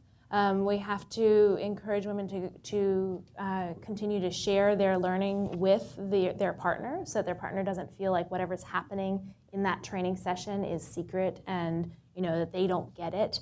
Encouraging them to talk with each other about it. And then encouraging the partner to be involved in these changes in the business can be very helpful as well, so that they're not entirely excluded.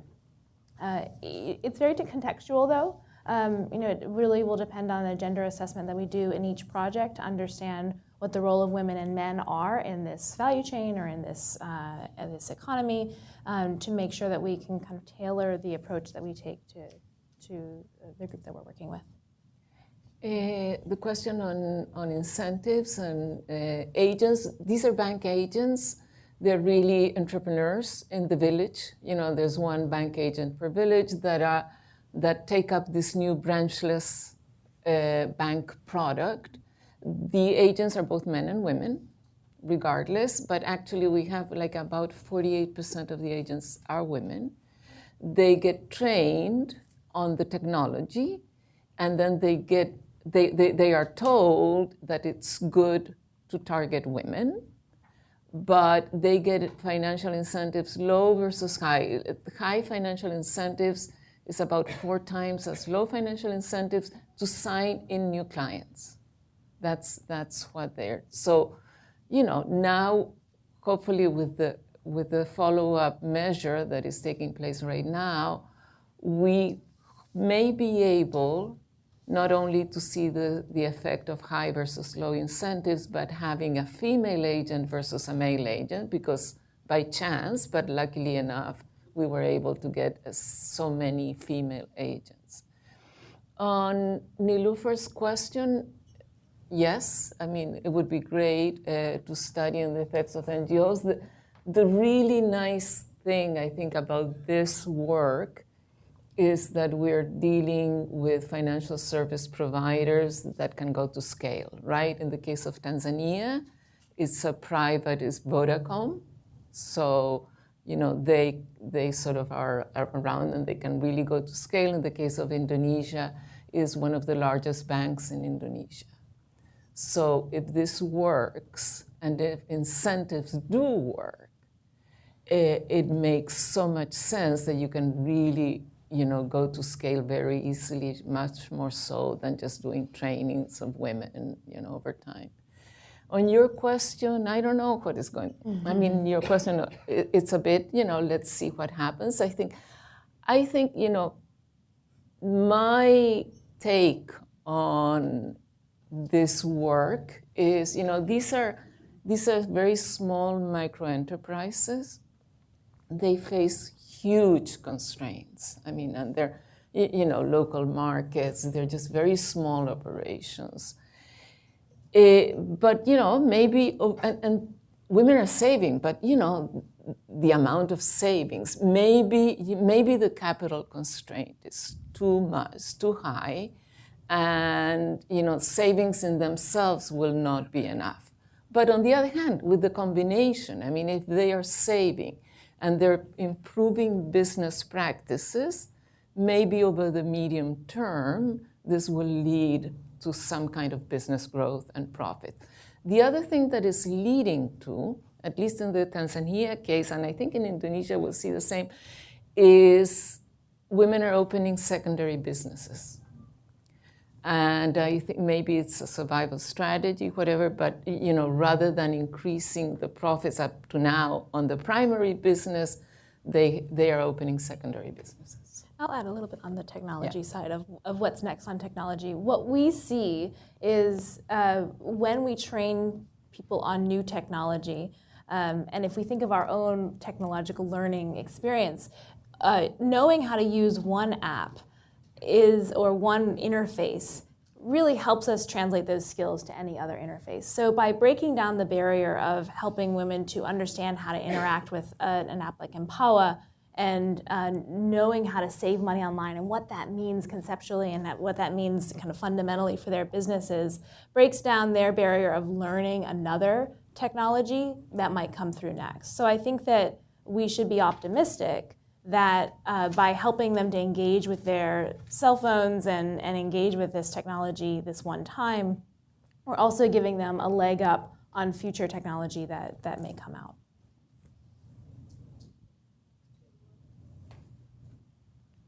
Okay, those two more and then. Hi, Felice Apter from the Center for Global Development. I would love to hear from both of you a little bit more comparing and contrasting the Indonesia and Tanzania experience, in that Indonesia has a very, very long history of small credit banks reaching out to women having a higher repay on their small business loans. And to compare that experience with the Tanzania experience in terms of maybe being a little newer to the idea of microcredit for women and savings for women, and how that influences how the uptake of the new mobile technology works. Thank you.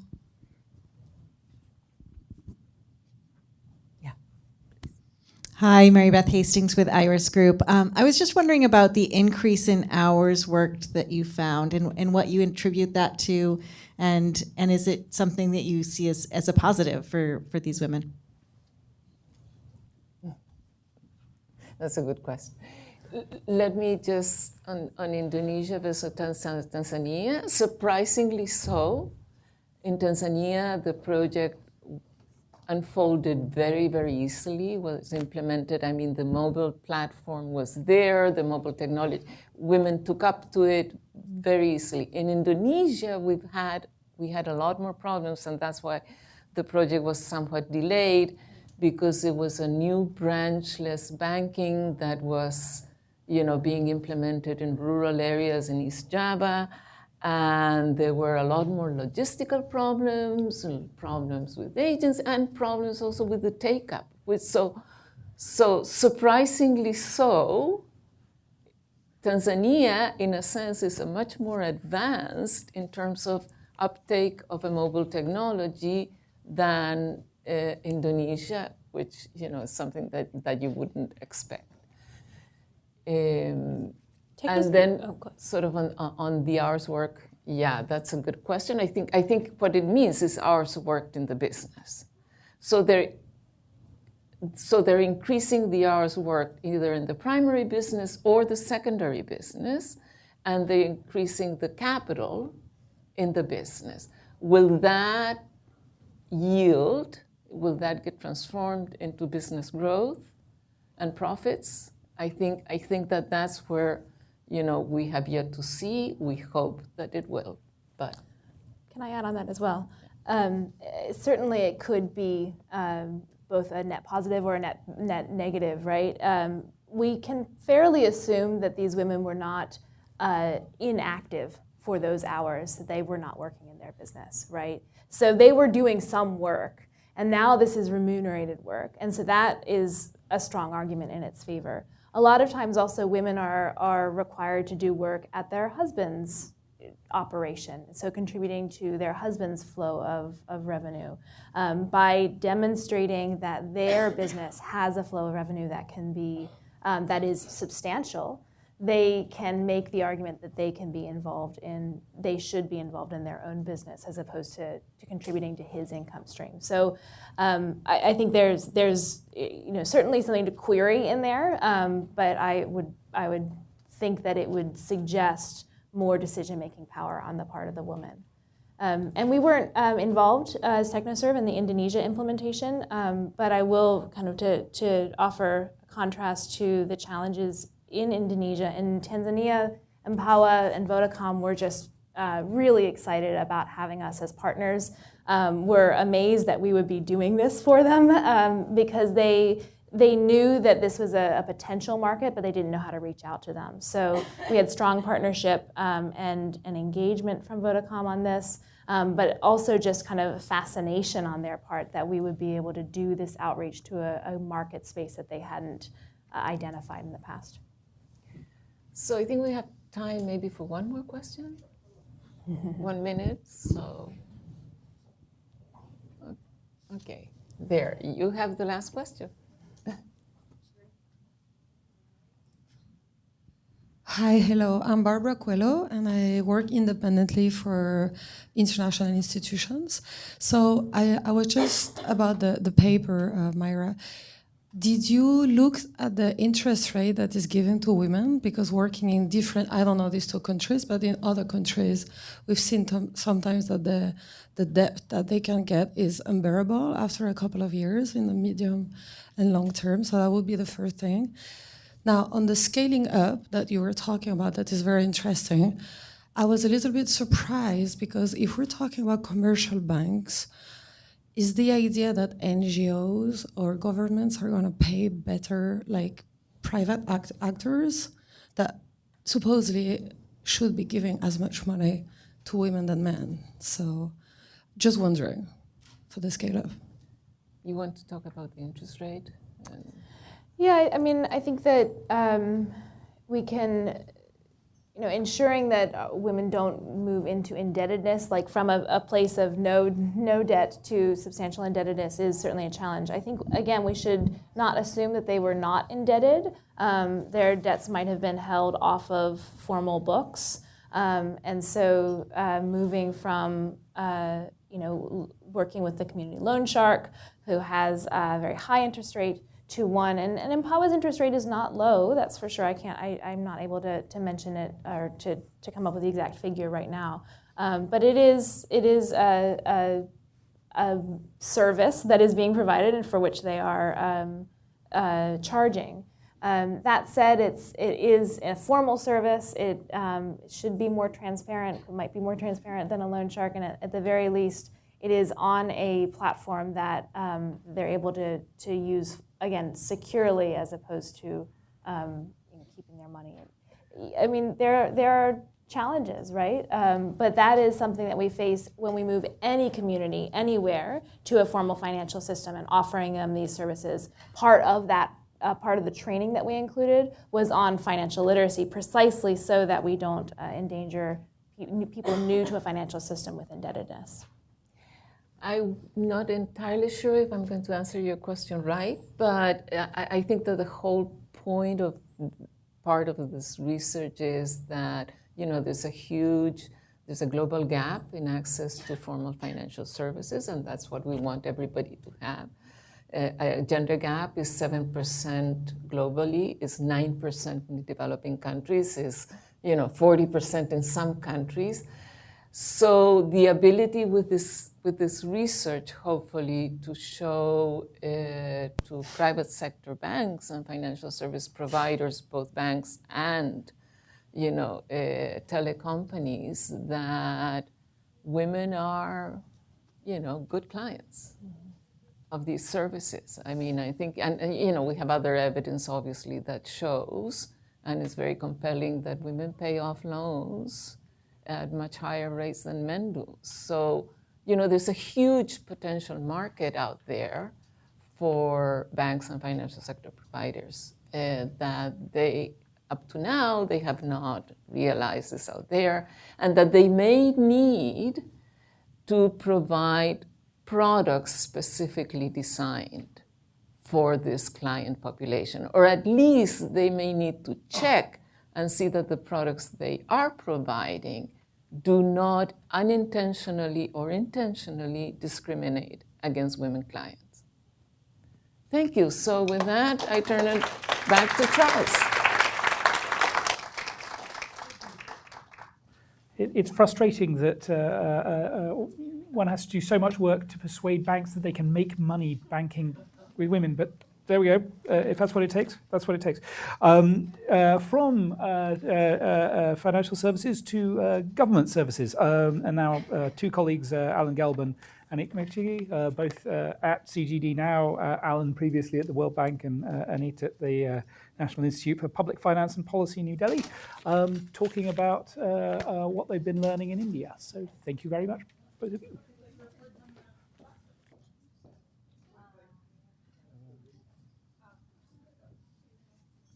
Oh, thank you very much.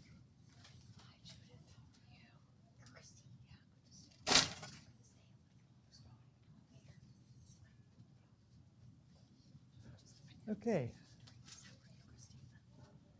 So thanks very much for the opportunity to be here and talk with you.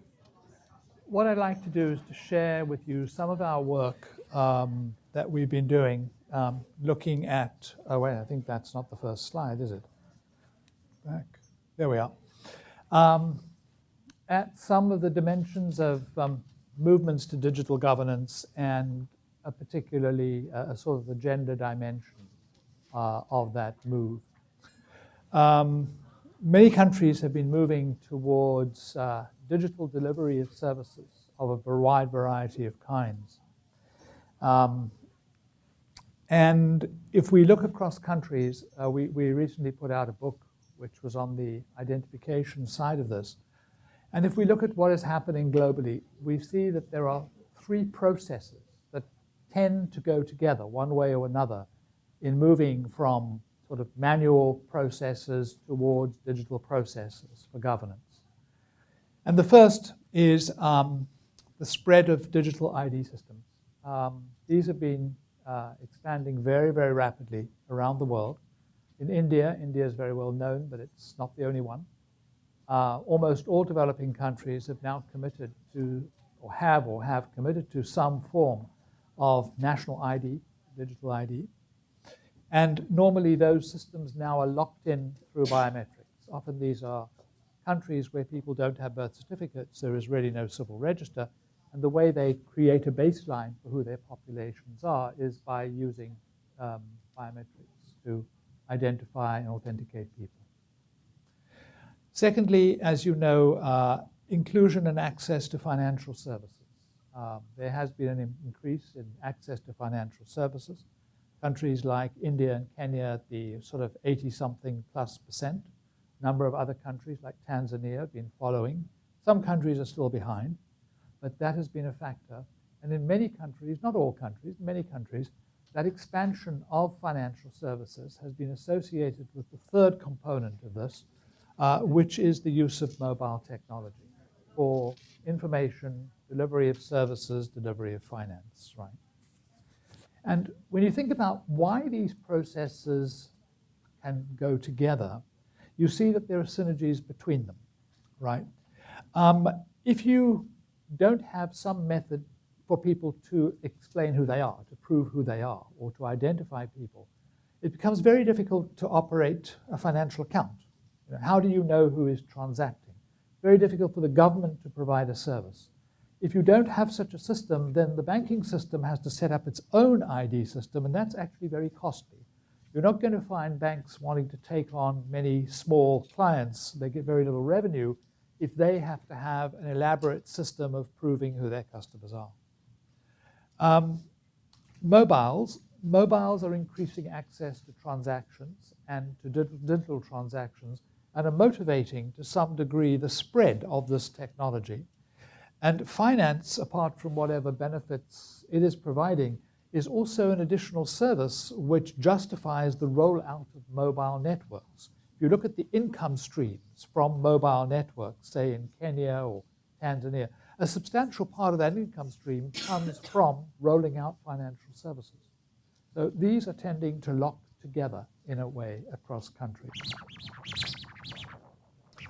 Now, as we're looking at this question and at the use of these systems for the delivery of a wide range of public programs and services, I mean, the big overarching question that we're trying to grapple with is this movement, is it empowering? Does it empower people, or does it marginalize people, right?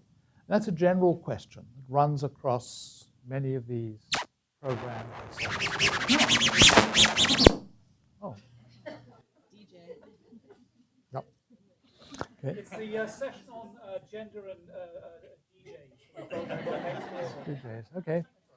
Okay. Well, anyway, so this is a general question, and there are all sorts of reasons to hope that these digital processes will empower people and will improve the quality of service delivery. They lower transaction costs.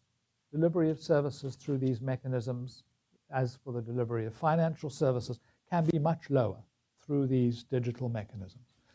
They can reduce corruption. They can reduce leakage in the provision of a whole variety of services and programs. By doing this, they can also create opportunity. We've heard some of these elements in the previous talk. And they can also create agency. I'm going to talk a little bit more about agency because it's important for gender, which is that in order to transact and to work with these systems, you have to be identified as an individual. It is you who are interacting, not somebody else on your behalf, right? So this is quite important. But there are several risk factors for marginalization as societies and governments and systems move into these digital modes, right? And there are a whole range of them. I mean, one is the sort of nexus around poverty, illiteracy, low capacity to access and use digital systems. We talked about the problem of who has access to hardware, right? Who can use hardware? Who can use software? And in some systems, there's a very interesting study of orality by one of our research partners, which looks at how do people in oral societies work, for example, with digital money. These people are used to identifying money by the shapes and colors of notes and coins. And then when you move to a screen, can they tell the difference between 200 rupees and 2,000 rupees? And of course, sometimes it can be difficult for them. So that's a whole issue which ties into the discussion, I think, of literacy that was discussed a bit earlier. Then there are also issues relating to ethnic and nationality-based exclusion. I won't go into these here because it's not the topic, but just to note that this is an issue, particularly with the ID systems as identity is formalized, but it can apply elsewhere. And then I put down gender, and I put it down in that order because in our work, gender is a dimension of this question. It is not the only question, right? So we are sort of looking at gender in the context of the general question of inclusion, exclusion, and empowerment, right? And it's only one, admittedly a very important issue, but it's only one of the issues. And I included a quote here. I'm sorry it's really long, but I thought it was interesting. This is a study that has just come out of the United Kingdom, and it's by Philip Alston, who's the UN Special Rapporteur on Extreme Poverty. And he's commenting on the movement of the British welfare state towards a digital welfare state. And what he says is really quite interesting. He says, we're witnessing the gradual disappearance of the post-war British welfare state behind a web page and an algorithm. In its place, a digital welfare state is emerging. The impact on the human rights of the most vulnerable in the UK will be immense. 21% of the UK population do not have 5 basic digital skills, and 16% of the population is not able to fill out an online application form. Women, older people, people who do not speak English, and the disabled are more likely to be unable to overcome this hurdle. Only 54% of claimants were able to apply online independently without assistance. Only about 1/3 of all universal credit claimants could verify their identity online, which is a crucial step in the application process. Now, I'm putting this up for Britain, which we tend to think of as a highly educated country, which has supplied us with mathematics, Charles, and all sorts of things, to show that actually this is not a problem particularly for developing countries. In most countries, there are very large sections of the population that find it difficult to work with digital systems for one reason or another. India is a leader, but there are a number of other cases. A lot of our work has been on India because India has moved in a very, very impressive way to change their systems. But we're not talking in our work about RCTs or interventions. We're really talking about massive changes in systems involving millions or sometimes hundreds of millions of people. Rajasthan, one of our study areas, has the population and area of Germany. In Krishna province, in the distribution system, we're looking at changes that affect something like 14 million households. So these are very, very big changes we're looking at.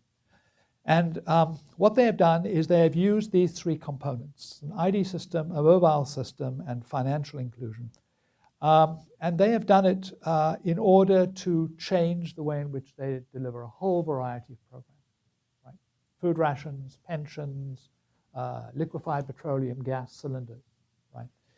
And the question is how do we see this? And there's some comments there, you won't be surprised. One is on the question of digital literacy, access to mobile phones. These are issues that are coming up in our study. We'll talk more about this, right?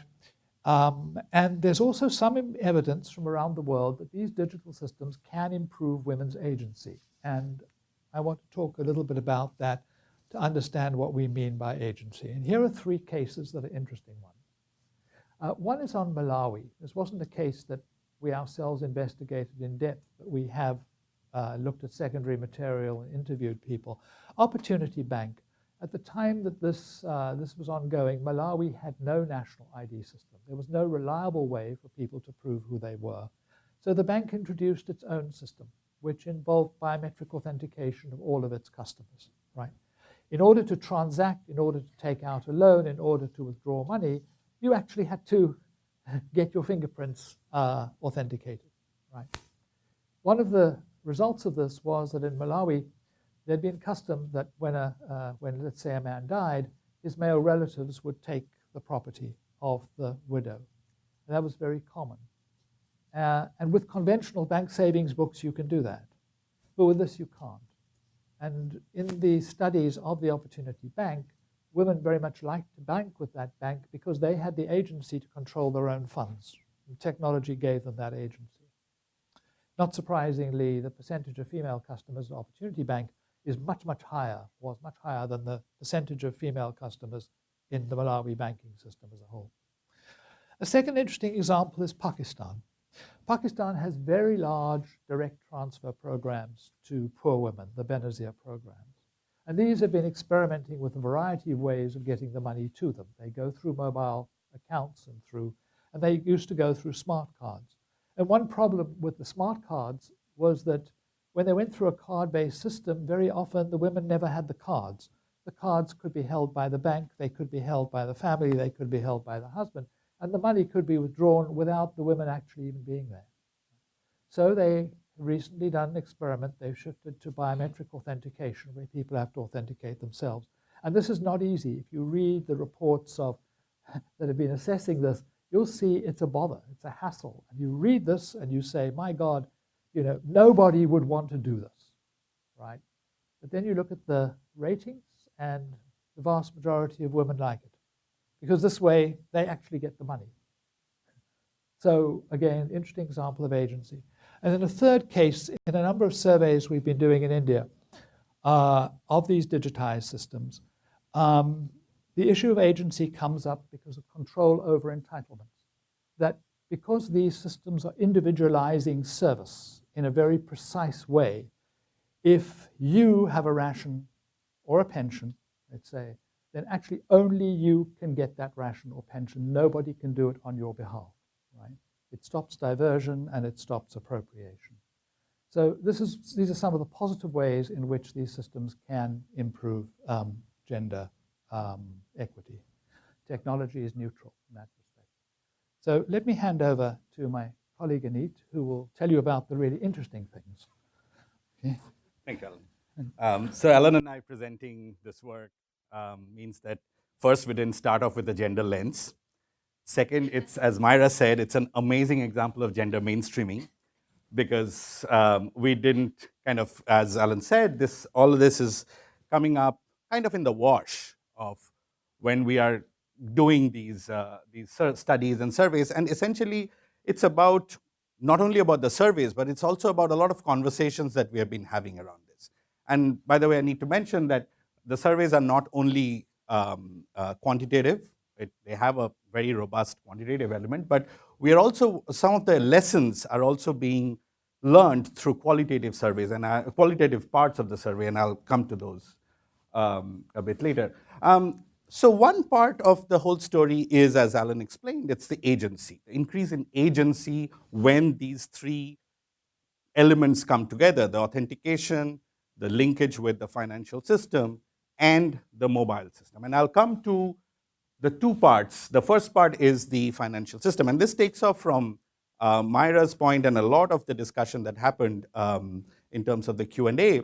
So the first study that we did, actually we went to Rajasthan, as Alan mentioned, a state of the size and the population of Germany, where the government in its wisdom just mandated that everybody has to first get the Aadhaar, which is the biometric ID number, and then they will create a social registry registering families on the basis of these numbers. So there is a card and there's a listing, and the program is called Bhamasha. But what is very interesting is that the government mandated that the head of that family needs to be a woman. Mandated. I mean, you register a family, you want to get a benefit, the woman has to be the head of the family. Now, if anybody knows about India, Rajasthan is the most patriarchal society ever that exists, right? And so when you kind of tie in this like a jackhammer to the norm of a gender norm in terms of the societal approach, then what you are doing is you're just forcing women to, as we pointed out in the previous slide, to be participants in the whole digital governance ecosystem.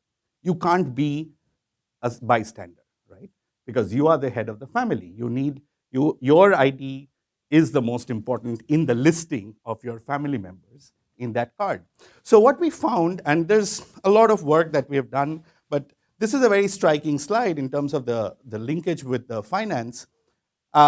Every head of the household, every benefit that comes to her account. It is an account which is tagged to her ID number and her Aadhaar. So we just wanted to see if women are actually exercising this agency, right? And before that, let me just say that the female heads of households, all of them have bank accounts, 2/3 of them did not have before.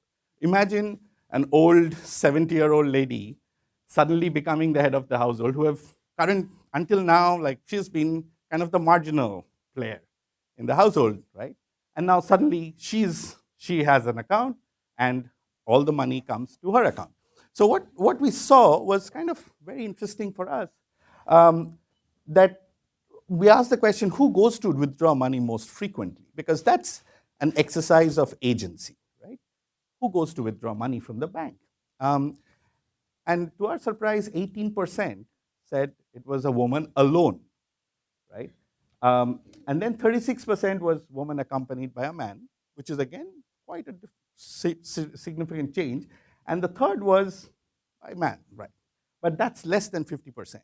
Now, we don't have the baseline as to what these numbers looked like before, but given the first bullet point that 2/3 of these head of households did not have a bank account before, we can work backwards and say that this is quite a significant change in the norm. And I must point out that we had both rural and urban parts of the survey, and they're not significantly different between the two. So this is not being driven only by the urban, educated woman, empowered woman. This is happening both in urban and rural areas. And I think the second study we did, and which is just coming out, we just put out a policy note, which is outside. We looked at the supply side of this. And Myra, you mentioned, and Kate mentioned about the supply side, which is extremely important. How do women interact with the supply side of financial system? And compared to Myra's, these are already, the banking system in India has this initiative to provide banking correspondent services. Now, these are ladies like Alan Shaw. Oops, sorry. Oh, no, sorry.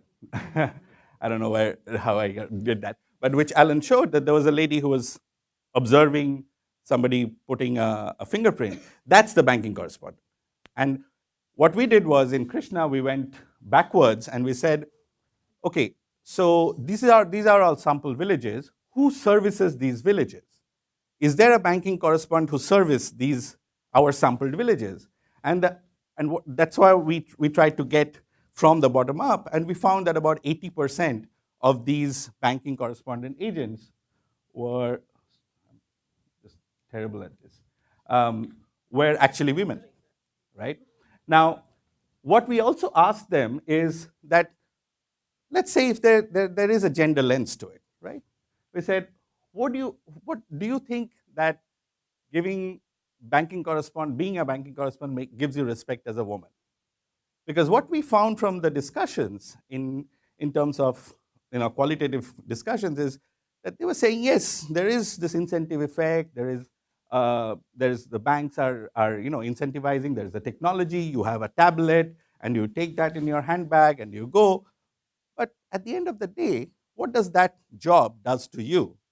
And when we ask that question, of course, it's a leading question, but we have others qualifiers. 100% said that this job gives me respect as a woman. And now, if you look at the answers to the questions of why do you want to be a BC, apart from all the economic arguments, we find that it's very kind of interesting results of comfort from working from home, flexible work hours, financial independence, contribution to household income, and interestingly, social connect with the community. So here are a set of agents who are changing the way finance is delivered in terms of a rural client base, especially rural, who are saying that this gives me a social connect with my constituents. So I think that's something very important. And what happens on the banking side? And the banking side, if you look at the bank manager's reaction, they say, we prefer the female BCs, but exactly what Myra and Kate were saying is because they connect better to this new clientele. They understand the needs better. I think that's a very important element that's coming out of our research. Okay, so that's a little bit on agency on the finance side. Now come to the other part, which in the previous discussion, which is mobiles. And this is a fascinating story. I think it's playing out in ways that when I go back home and I see my mother interacting with a smartphone, I see that changes are happening, right? Because my dad gets really upset. So Alan and I went to this Krishna in this village.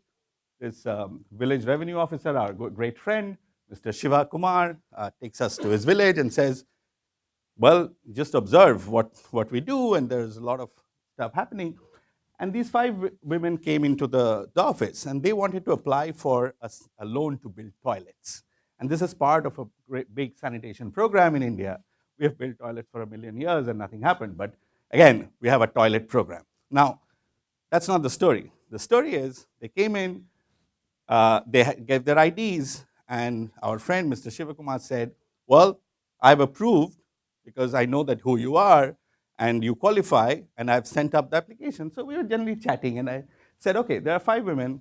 The question was whether you use mobile phones or not. Simple question, right? So a lot of head nodding as we do goes on, but each of them had a different story. So only one of them, the last lady who was standing nearest to Alan, is the one who had her phone and knew how to use it. The others used the phone, had some phones or not, but they used information from different sources. So a lot of information comes in this digital governance framework to your mobile phone, that whether you've got this subsidy. We showed a snapshot of SMS message. So the arrangements were husband, son, daughter-in-law, and granddaughters. Each one had a different arrangement for using mobiles. All were illiterate. but they were numerate. They could identify numbers. And this was an eye-opener for our friend, the government officer, because he said, no, they are illiterate. They wouldn't be able to read. So I wrote down that you have received 300 rupees in your bank account, and the ladies identified 300. They knew how to read numbers. So this whole idea of digital literacy and numeracy, I think we need to parse that a little bit and make it, in this digital world. But what are we finding from our surveys? Similar stuff, very similar results. So here is our left side is Rajasthan, where we asked the question, can someone in the family read or write SMS, which is text message? And as you can read the numbers, about 60% can, about 30% can't. This is anyone in the family. And then the second question was, does the woman head of the family, remember, the woman designated as the head of the family, read or write SMS, read SMS or make calls? 80% is no. So here is the protagonist of the story, the woman, head of the household, head of the family, not being able to communicate on the mobile. Right side, we did a smaller survey in Bangladesh, where Bangladesh has a very broad, large-scale program to transfer primary education scholarships, stipends. It's called the PESP. And these are given as mobile money to the mother's account. This is a specific mobile money to a mother's account. And if you can, we ask just simple question, do you yourself have a mobile phone? 40% don't. So this is a program designed as a mobile money program, where 40% of the recipients don't have a mobile phone. So they're using some other way in which to manage this new change. And what is that way? If you look at exactly the listing, it's husband 75%, son 10%, and the rest. So somewhere along this mix, although the intention is women's empowerment, what is coming out is that you're not designing the program in an appropriate way, and these are large-scale programs. I think PESP has about 10 million beneficiaries, so it's a really large-scale program. So this is something that I think needs much greater attention, greater care in analysis, and much more data at different levels. And finally, we also looked at in the Rajasthan study, there is a whole ecosystem of what they call e-mitras, electronic friends. Now you go to them for updating your Aadhaar, updating your data, your digital system, you apply online, and that's not working. It's become kind of, again, a blockage in that whole system because they are basically getting rents out of people's lack of knowledge of digital systems. All right, so quickly summarizing. What do we see coming out? And again, these are really last years of just 1 year of our work, and we are trying to still understand what this means in terms of policy. But some things are becoming very clear. One is this better understanding of this ID, banking, and mobile framework of digital governance. And that's not only India. That's Bangladesh, that's happening in Tanzania, that's happening in Indonesia, that's everywhere. And as Alan said, there's a need to lock in the gains from the ID, maintaining that impetus towards financial inclusion, because once you have the ID system more or less figured out, then you can push towards the financial inclusion side. And more importantly, I think addressing barriers to mobile use. I mean, there is no other way, because that's where a lot of the information is going and getting stuck. And also, if you want people to transact, as Myra and Kate were saying, on their mobile phone, you can't do with the numbers that I showed. There needs to be something else that needs to happen at a system level. Project level, you can do many things. The third point, and I think this is where we are kind of struggling a little bit, is that the digital governance framework has led to a new language, so to speak. The language is not about bring a photocopy, give an affidavit, submit the form. It's about go to this place, submit it online, download a copy, go to the bank, So there is a new language of governance. And that language of governance is digital. And that language needs digital translators. And how those digital translations happen now are very, I would say, informal. As we showed in the previous slide, there's a husband or a son or a daughter or a son-in-law or daughter-in-law who understands the system and translates for you. Commercially, that becomes a rent-seeking enterprise. So digital translators who are commercially oriented are not the best way to go forward. Is there a space for NGOs? Maybe there is. But I think then I'll leave you with this, that we are still trying to understand what should be the organizing principle of this digital transformation, which would put women at the core of this rather than at the periphery. Thank you. One more round of questions? Yeah. You tell us how much time. Yeah. Okay. Right, please. Easy ones for me, hard ones for you. Should we start? Okay. Go ahead, Alan. Well, I don't know where there's so many. Start from this side. Okay, I'm going to start from back there, if you can help us.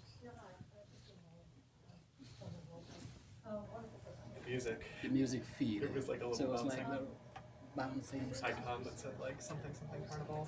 Oh, that's fun. Go ahead. But I'm very curious they need about it. whether the government of Rajasthan is interested in your initial findings, in some potential policy leads that might be embedded in those findings. Is this of interest? Is this collaborative?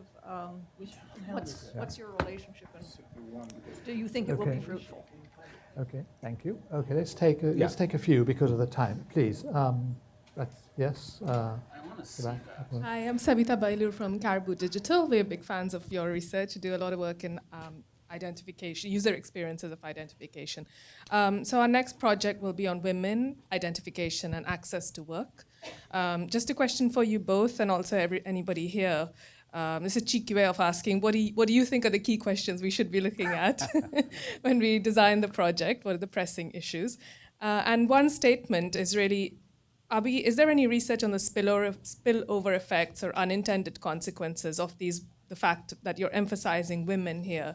The fact that they have to go to the bank, they have to do all the additional work when they also have to be at home and look after the kids and so on. So the social impact of that. So one question and one comment. Okay. Let's take one more and then, please. Yeah. Dominique Vanderwall from visiting fellow here. Yeah, so just following up on that, I'm curious to know, I mean, it's all great and your presentation was very interesting, but I'm curious to know the degree to which these women actually manage the funds once, it may be a lot of the onus of getting the funds and so on is placed on them, but are they actually managing them? Okay, shall we just respond? Yeah. Rajasthan, you can say it. Well, okay. Collaborators, describe that one, yeah. I think Rajasthan, that's a great question. So why did we choose Rajasthan? I mean, every research has a story. And the story goes that we had somebody who was in DC and who were a big supporter of our work.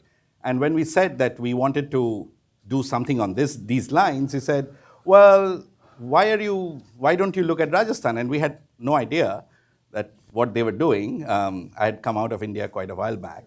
And it seemed that they had started this program quite a while back, 2009, and then politically it got scrapped.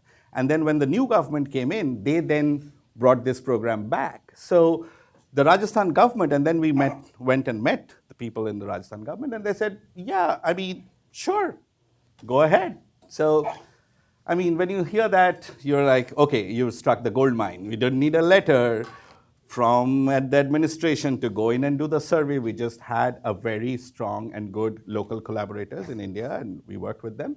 And we just implemented a 600 household survey in 7 districts in 3 months. And then we went back to them and with the results, and they were like, well, this is great. So it got splashed across all the papers. Somebody leaked it. So which is fine. I mean, it works both ways. But what they didn't know were the exact details as to what we are going to do. So it was not something that had to be vetted by them, if I may ask. Yeah. If I should just add to that, in Krishna, it was a little bit different because we wanted to look at that. We particularly wanted to look at that because we understood that it's about the most advanced case of such a system anywhere as far as we know, and it probably is. And our main concern was actually to keep distance from the government because we didn't want the study to be tainted in any way by, association. And we were actually very fortunate in that was possible. So you don't always want to be doing it in close relationship with the government. It is actually their system that you're looking at. Another question was spillover effects for women. And I think another question which is related is to who actually manages accounts down the road. Let me just make a quick comment. There are limits as to what our kind of research can do. We are not, looking at an intervention, coming back a year later, coming back 5 years later to look at impact. So we're not doing that kind of work. What I thought was very interesting in Rajasthan was that when we asked about the implications of giving the money to the women in the villages, we got a somewhat, bemused reaction from the men. They looked at each other. What does it mean that they are no longer the heads of households? That's a thought. And they debated among themselves and came back and said, well, yes, it's true, but we hold the mobiles. They said, we hold the mobiles, and that's where we have an advantage. And that's true, they do. The other thing is that if you look at the reasons why women do not transact on their own on the accounts, it's very interesting. We included questions there of a cultural nature. Is it inappropriate for women to be transacting on accounts? And that didn't feature at all in the responses. The responses were very practical responses. They don't have transport. How do they get to the bank on their own? Or they're not literate. They're not comfortable handling money. They've never handled it before. 2/3 of them never had bank accounts. So I think this is actually quite optimistic in a sense that these are natural, what I would call frictional obstacles that we can hope will be slowly resolved. We're not saying gender norms will change in an instant. They're obviously not going to. But it is, I think, quite a hopeful picture. What would you say? I think so too. I think, having worked in these places for many years and done surveys, just to see the transformation that's happening between 2005 when I did surveys in these areas and 2018 or 17 when I went there, it's just a new generation also has come up, a generation of literates who have had better education, at least, with our primary education push. So I think there's a lot happening that is positive. But again, as Alan said, gender norms are difficult to change, and these things will take time. But I'm hopeful that with better policies and understanding what are those frictions and what are those challenges and working towards that. And again, Krishna is a perfect example because it's moved way beyond Rajasthan. We're saying that, well, how can we reduce exclusion, for example, through technology? What can we do so that poor women who can't come and older women who can't come to pick up their pensions, somebody can go and give it at their doorstep with authentication by the official. So there are different ways in which these systems are also adapting, and there's a whole spectrum of that. But yes, we are not going to look at it. Okay, next. Anybody else? I think we're okay. Oh, okay. Sorry. Apologies. The great news is that after this panel there is lunch, and I'm sure that Alan and Anit will be around, and so you can get to them while they're eating their sandwiches. So for the last panel of the day, I'm just going to introduce Malika Garib, who's going to chair the panel. She is deputy editor deputy editor and digital strategist of Goats and Soda, which is NPR's global health and development blog, and we are delighted she is here with a fantastic panel. Wherever.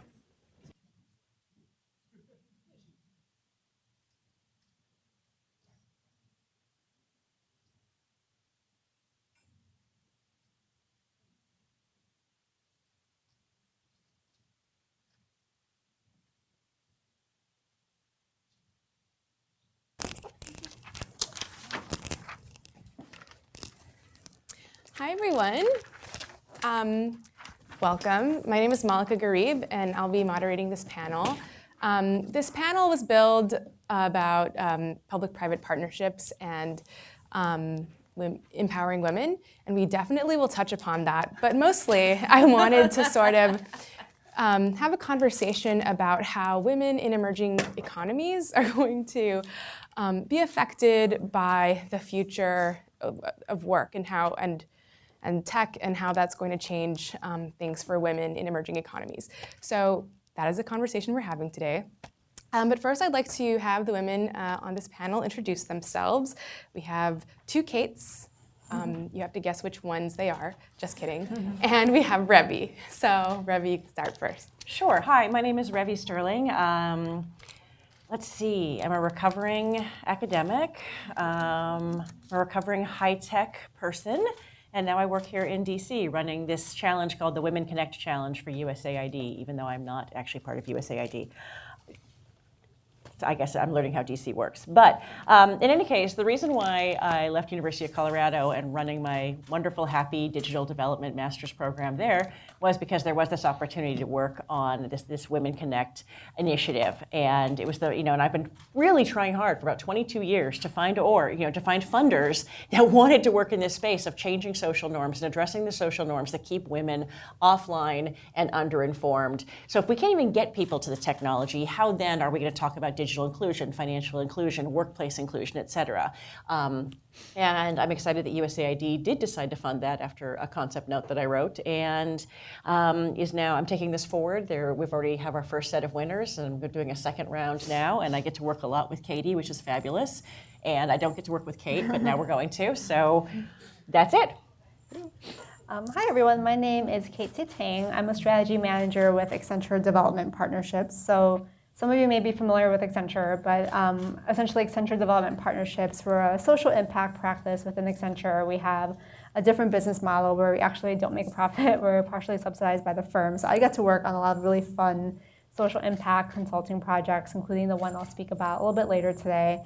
The reason I'm here is because broadly, Accenture's actually been doing quite a bit of work around digital and development. We've actually been focusing a lot on how do we advance the work of our social impact clients when it comes to in the fields of digital, data, and analytics.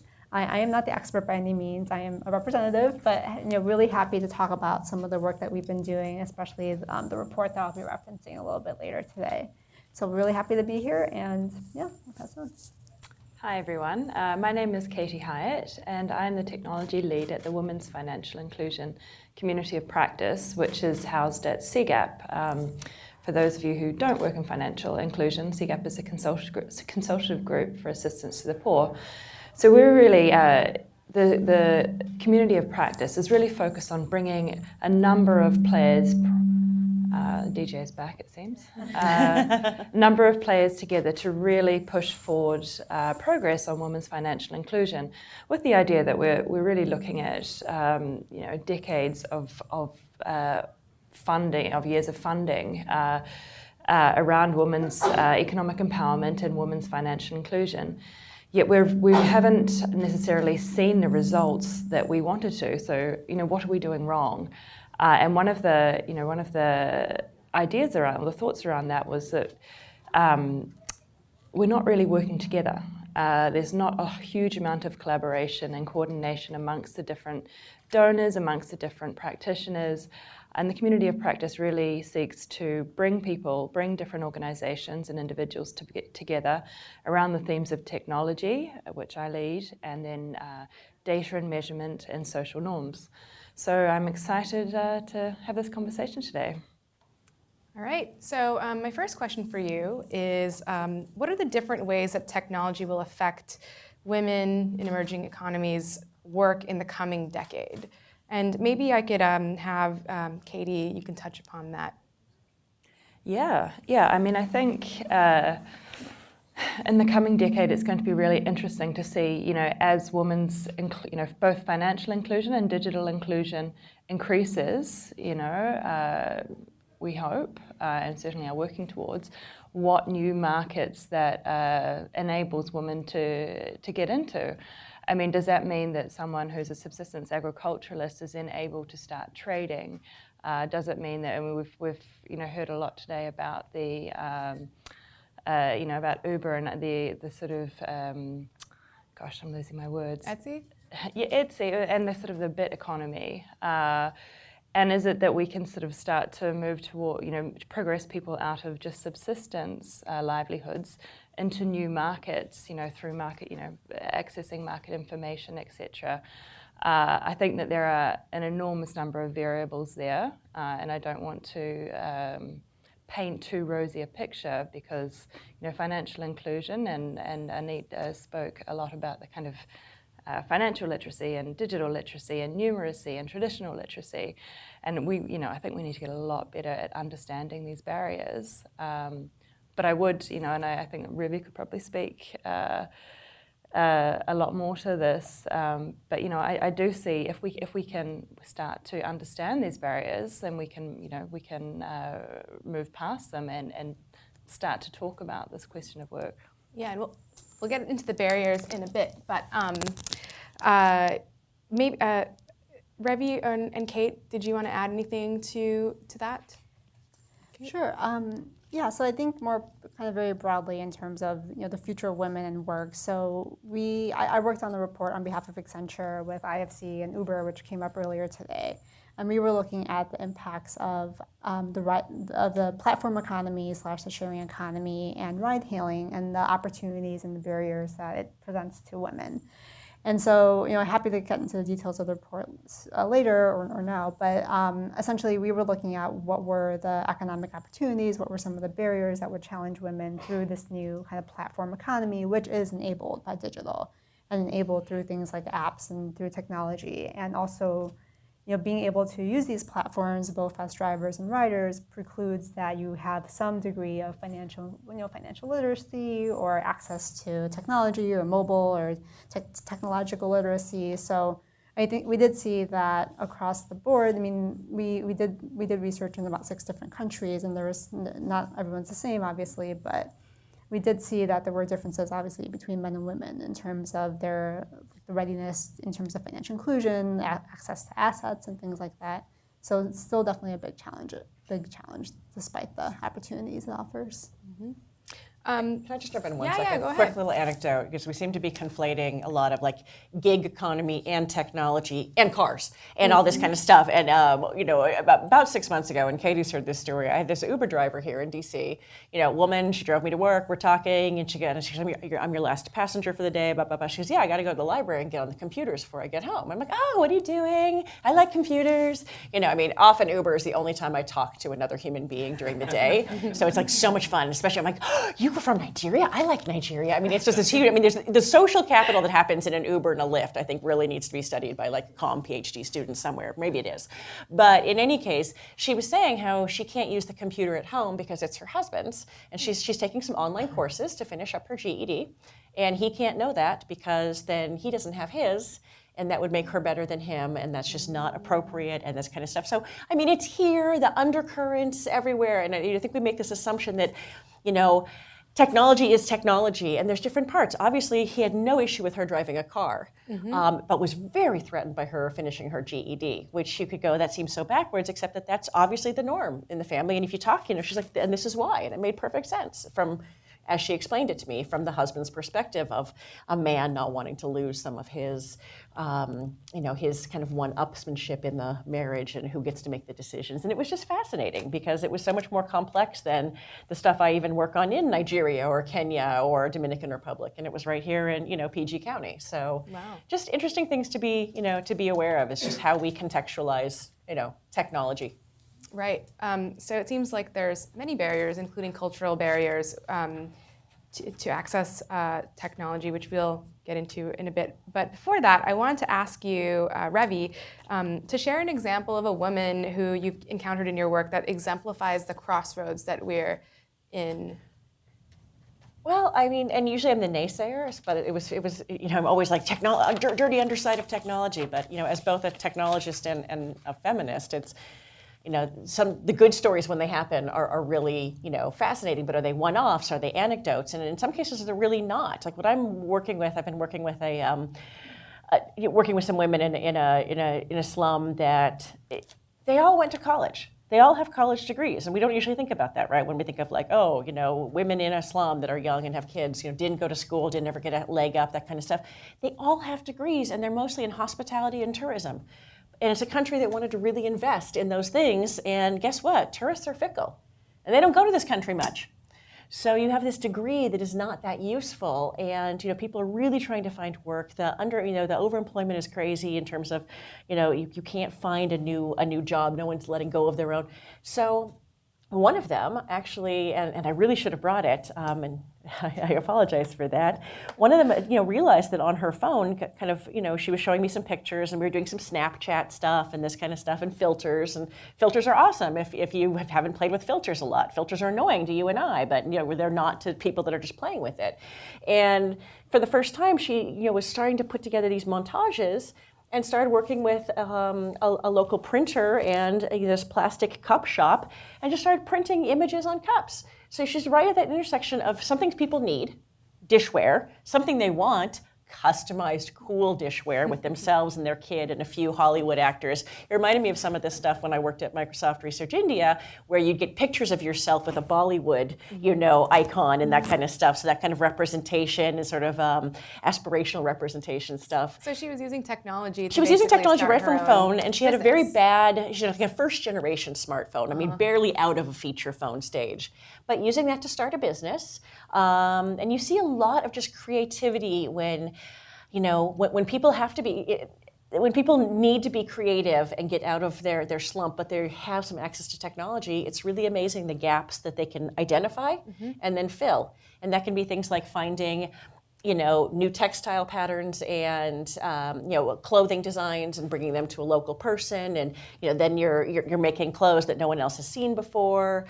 And I know we had this. Someone was talking. The last gentleman was talking about the rents that people pay to be information kind of intermediaries, but that is really a role. And a lot of these women, you know, do charge people a few shillings to do an internet search for them. Wow. You know, because people are afraid, you know, of using, you know, of breaking a phone, or they don't have a phone, but they need to navigate the Kenyan health system. Right. They need to know what insurance covers that hospital there. And so for a few shillings, you know, you can do that. And I think, you know, if you're not going to be the naysayer, then I guess I'll Well, I'm not going to be the naysayer role. now. Later, I have like all this crap. But I mean, just to sort of think about the limitations of, you know, women and technology and the future of work, is payment systems. I mean, how do we ensure that women are paid for this work? You know, where there have been a number of models where it's kind of payment on delivery, but that's very limiting, right? So if a woman doesn't have a bank account, or she doesn't have an ability to be, you know, paid, subsidized for her work, then we kind of, it stays pretty small. And again, like, not to talk too much about digital literacy and financial literacy, but if she can't use the payment service, then that also, you know, becomes a real challenge. So we need to, before we do think big, or before we go big, we really need to understand these sort of demand side barriers. Yeah. Let's talk about the more challenges now, since we're talking about it. Yeah. Kate? Sure. Okay. And then you can go back to Kate. Sure. Yeah, so I mean, one of the findings that we found, or one of the findings that we saw when doing the report with IFC and Uber on the opportunities, but also the barriers for women when it comes to platform economy and ride hailing, both as engaging as drivers, but also engaging as riders. Again, as I mentioned earlier, being able to be engaged assumes a level of financial literacy, and also when I say financial literacy, I mean things like access to like a bank account. For example, access to a bank account and access to a car and having enough capital is one of the biggest barriers for women to enter into ride sharing, mostly as a driver. And so I think, so this was definitely a big barrier. We did qualitative and survey kind of which countries data were this collection. in? So this was in South Africa, Mexico, Indonesia, Egypt, the UK, and India. So 6 different markets. So we did a mix of qualitative and quantitative data collection. But we did see that, you know, some of the biggest barriers weren't so much around women wanting to, you know, be a driver or earn more money, obviously, but more around, if they had more access to assets or access to a car, sometimes they had to borrow cars, and we saw about this. the cultural barriers? Were there any like husbands saying like, I don't want you driving Yeah, next to yeah, other men? Yeah, I'll definitely, yeah. So that was kind of one set of barriers, was more kind of Yeah. the actual ability to engage.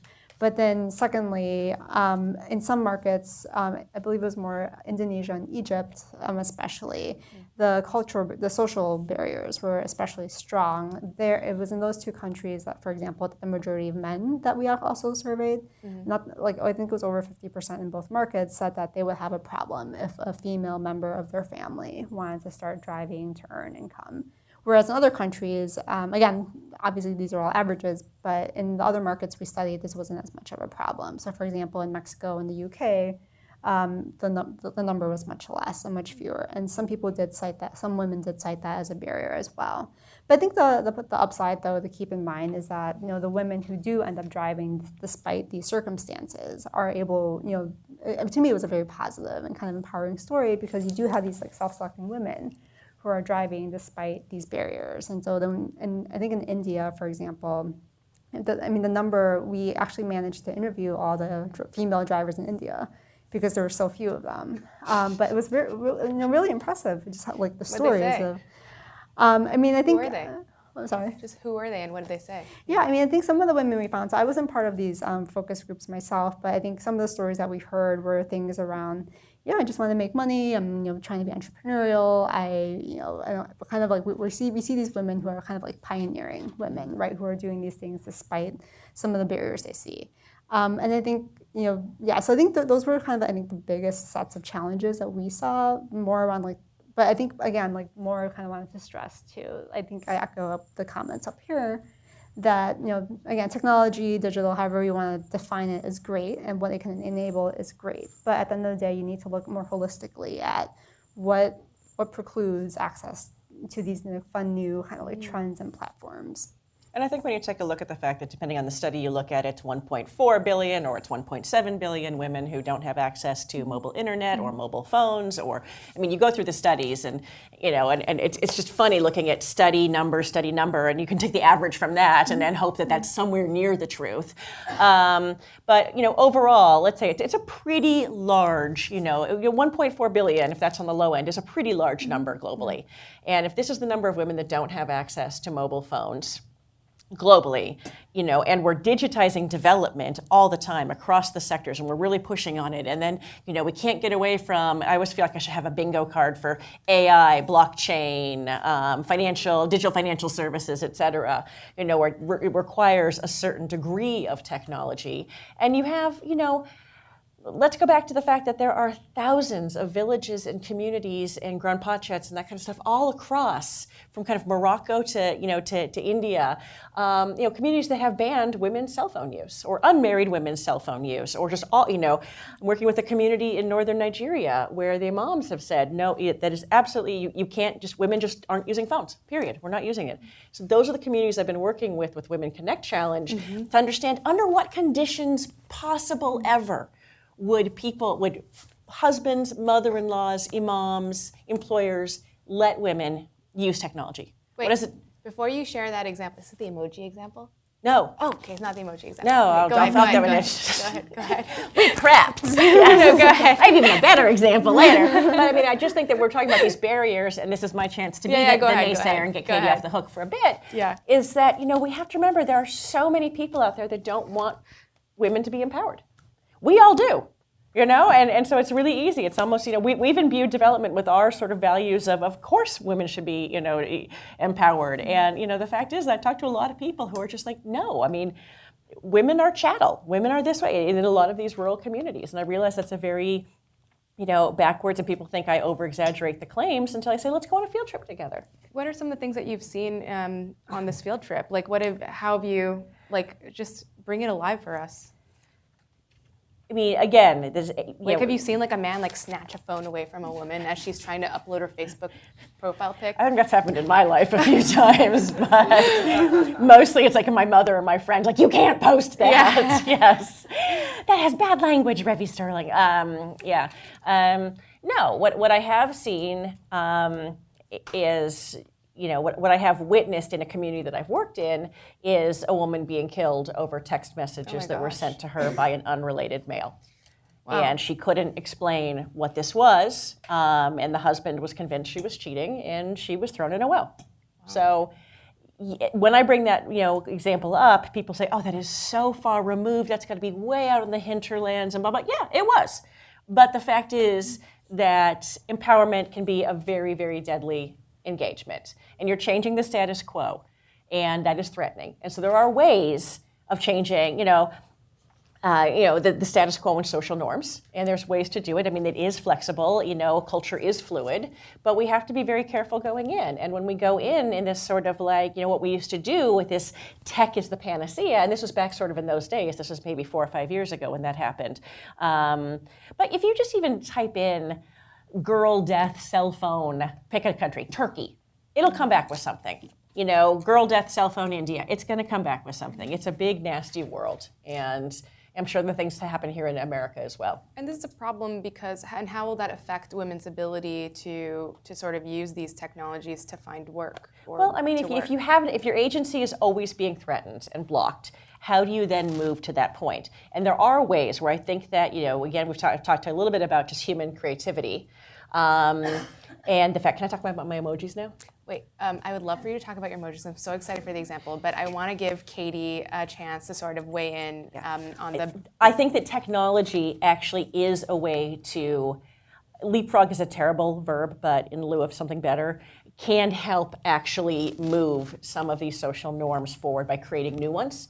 Mm-hmm. And new opportunities, and some of the things that we've talked about today, where if you're bringing in a brand new technology, like Aadhaar, absolutely marry it with a female, empowerment position with it. And we've been doing that with community networks. That if you don't have a community, if you have a community that's never had electricity or internet, and you want to bring in a community network, which is essentially a small ISP that's non-commercial, you give it to the women to run, the women's collective, and they're bringing electricity and internet to a community for the first time. Whoa, no man is going to say, I don't want power and internet. But it becomes part of the female domain. It becomes part of their and so it's just the new norm. Right. Yeah, I think we want to, particularly in it's very unfortunate when we think about development and technology. There is this real need for the bright shiny object, be it AI or blockchain or mobile phones, just as microfinance once was. And it's great to be excited about things, but we really need to have a very solid practice of ground truthing what the outcomes, what the unintended consequences will be, and also how something might resonate in Rajasthan versus Bihar, because India is this almost like several different countries. It's so diverse in a way that I'm sure I don't recognize, not being from India or living in India, but I cannot make these assumptions.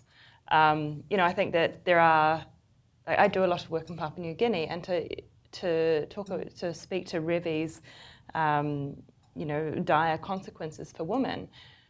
There's a huge effort to digitize Papua New Guinea, and it hasn't been very successful so far. But it also, this is seen as a way to absolutely empower women. Women are incredibly disempowered in Papua New Guinea. And it doesn't really take into account the fact that bride price is still paid in PNG. And so you're trying to empower a woman who is owned, she is property, she is chattels. And by sort of giving her this little object and saying, oh, now you can have access to financial services, you can have access to agricultural market information. But you also sit below the animals in the family hierarchy. So what do you think is going to happen when you start to unpack or sort of unbalance that household power dynamic?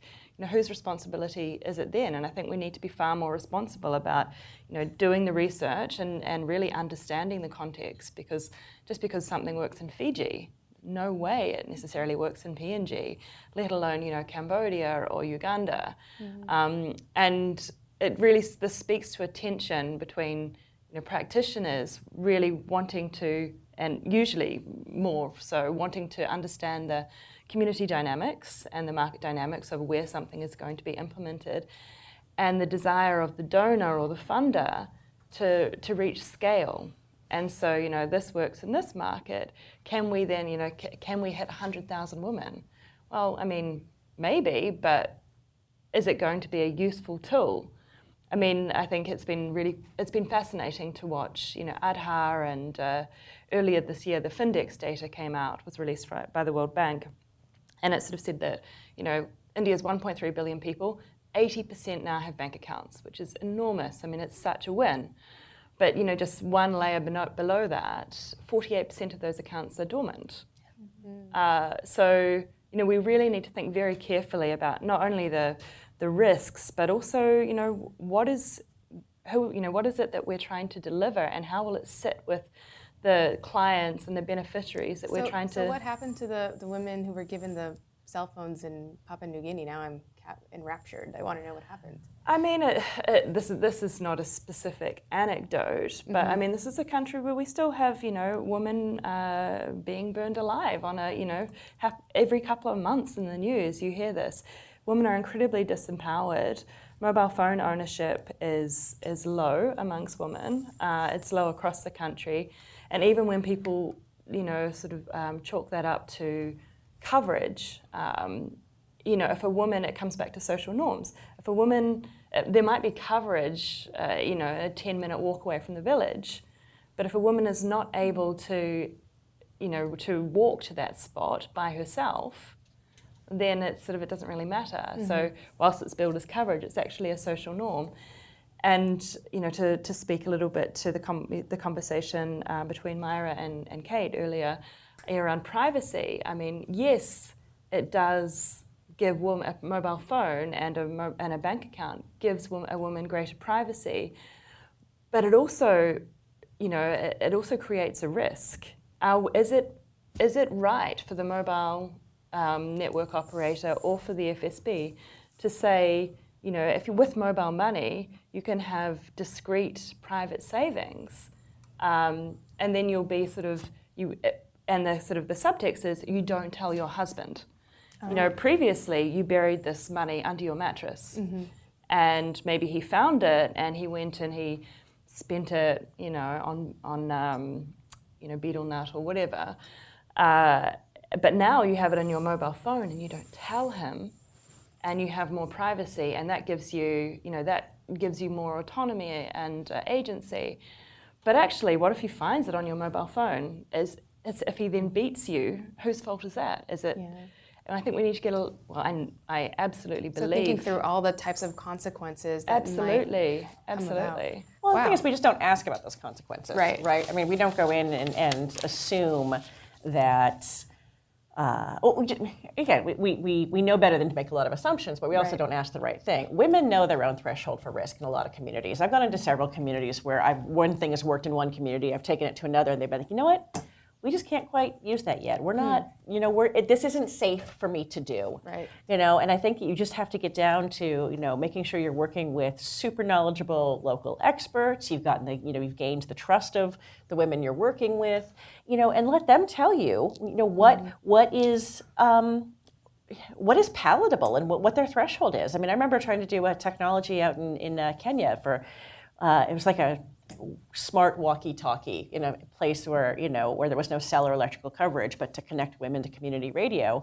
And I said, well, what if you get beaten?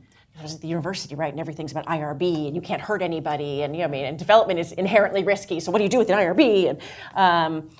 And the women are like, oh my God, I'll totally get beaten extra for that. I'm like, oh, I don't know. You take a beating to be able to use a technology. I mean, it was a huge thing for my, you know, little white, you know, upper middle class head to get around, and yet I had to, you know, it was trying to understand their risk, my risk, you know, what is appropriate and what isn't, and just really working and understanding, you know, what is safe and what we want to expose, and what are the attendant consequences further down the road. You know, what are the rifts that when your digital inclusion project actually creates digital divides and problems in a community. I mean, it's kind of working counterproductively. Right. Yeah. This is my favorite question that we have here, which is, what are the creative workarounds to crossing some of the barriers that we talked about today? And this is the emoji anecdote that I was excited about. This is going to be so.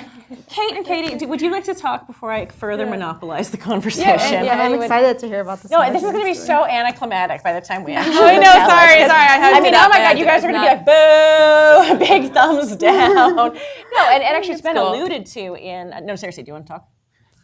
Okay. All right. No, and it's been alluded to in other conversations and talks here today, so it actually is going to seem anticlimactic, but I do think it just shows the power of creativity and the fact that marginalized people have always figured out their own languages for communicating around the margins, right? I mean, I remember reading that back in college and James Scott and hidden transcripts and those kind of things, but that'll take some of you back.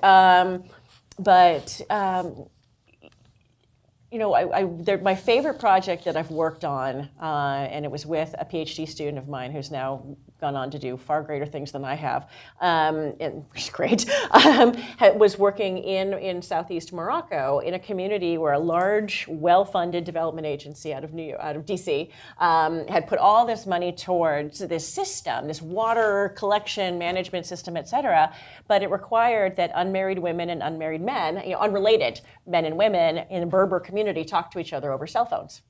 And they just wouldn't, and people on the ground were just like, you just have to. I mean, don't you want water? Like, you have to get over your social norm, basically. Like, here's culture, you're being backward, jump over it, use the phones, you get water. Just wasn't happening.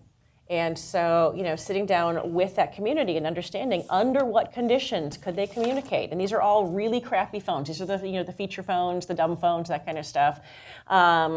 And understanding that, yes, actually symbols were going to be a great way to communicate through this, and coming up with their own symbology and language that the men and the women agreed on in separate focus groups, with us running back and forth and making sure that the star could equal water flow, and this means a goat ate it, and this means all these things that literally were typed up and laminated on the backs of phones and in the offices. They weren't smartphones. They were like they were not smartphones. The smartphones came later, and then you could have the fun emojis, and you really could actually work from there. And I've seen more occasions of that, but that transcended gender somehow. That men and women then could actually text each other. They didn't know the gender of the person on the other phone because the phone came up as phone 7 or phone 10, not Hadijah's phone or Marwan's phone. They could have an entire conversation of reporting status through these symbols. Husbands could go through phones at the end of the night and be like, oh, you had a problem on, pump 11. Interesting. So what'd you do? You put a new Robinet in there and call it a day? And yeah, I mean, it was so non-threatening. And then, of course, when smartphones come along, I mean, the emojis, I mean, knock yourself out. Who doesn't like to talk in emojis? Please, someone? Okay, all right. I talk in emojis. That actually really makes it easy because a poo is a poo. A poo is a poo. A smiley face is a smiley face. And I think that was the kind of thing where you get that creativity in terms, but that comes again from really ground truthing. What is appropriate, what's going to work, and how are you not going to get in trouble? And do we create some new, shifts there? Because that emoji language, as smartphones were coming in and there was sort of mixed language, it got to be amended to things like, hey, pick up some eggs on the way home. It became a shorthand for people who were illiterate to use their phones. And it didn't require this numeracy. It didn't require a literacy factor. Right. It just required, okay, we're just going to map other nouns to other symbols or other, in this case, emoji, and it's just going to be the way that we can use this. I'd like to also hear about community networks, which I thought was really interesting. I preempted did you already? Did you? Yeah. Yeah. Okay. That was the electricity, internet.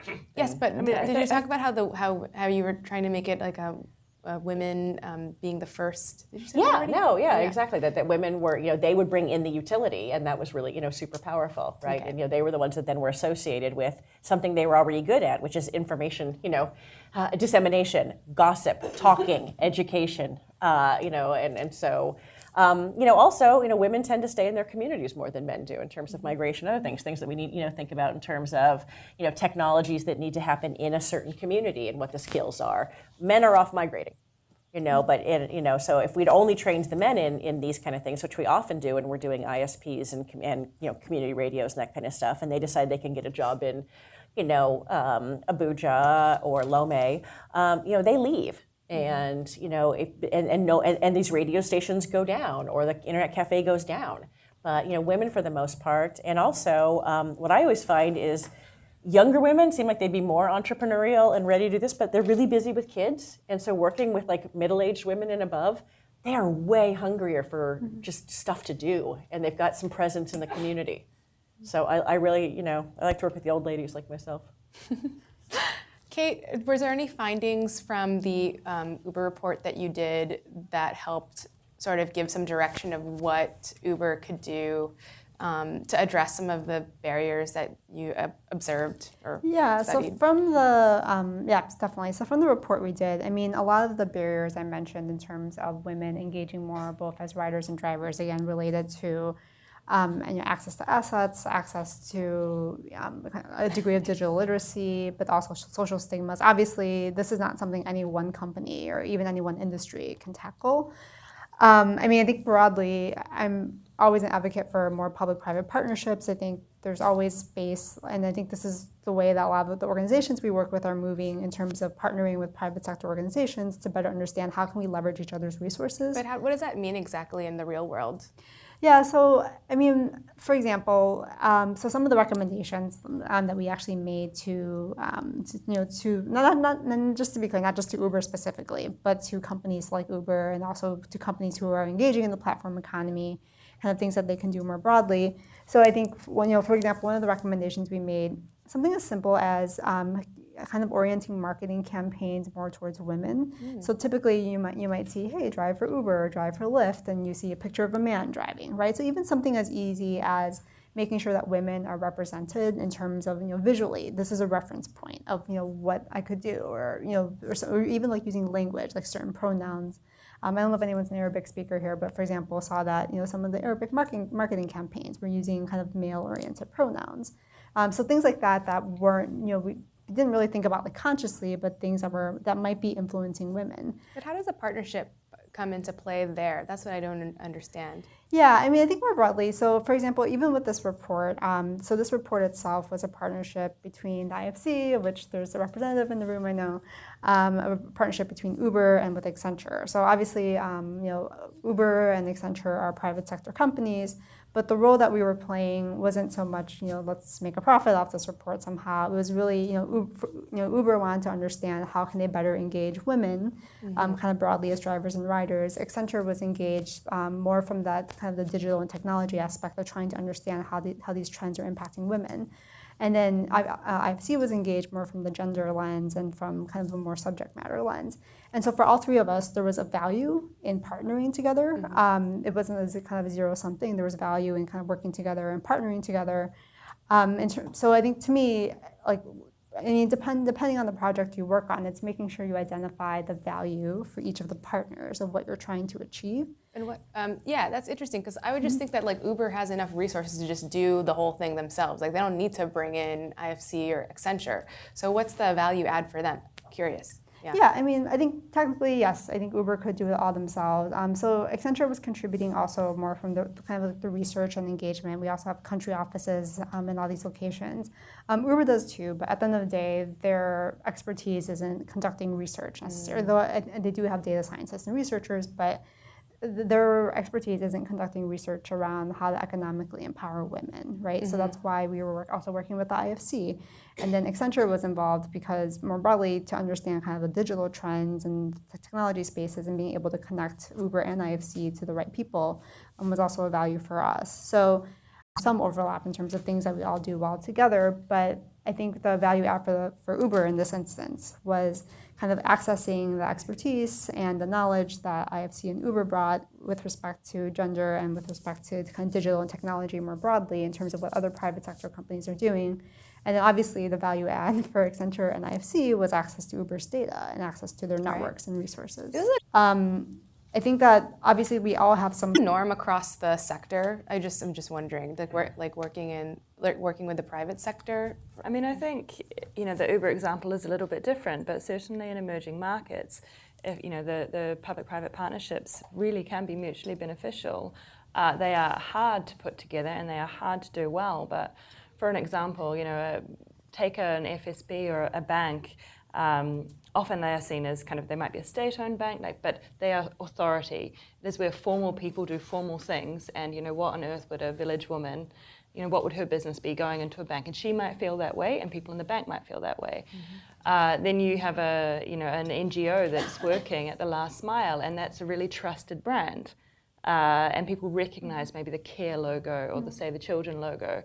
And that's someone who they can go to. That's where they, get immunizations for their children or whatever.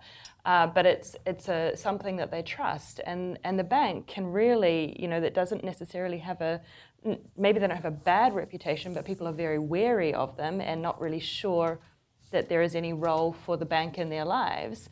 If you can have a partnership there, the bank can really, leverage the good community networks and I guess, image that they have, and that means for the NGO, they can utilize the bank's networks to get that, to actually provide access to these services at the last mile. I mean, it's sort of there may be some funding in there as well for them.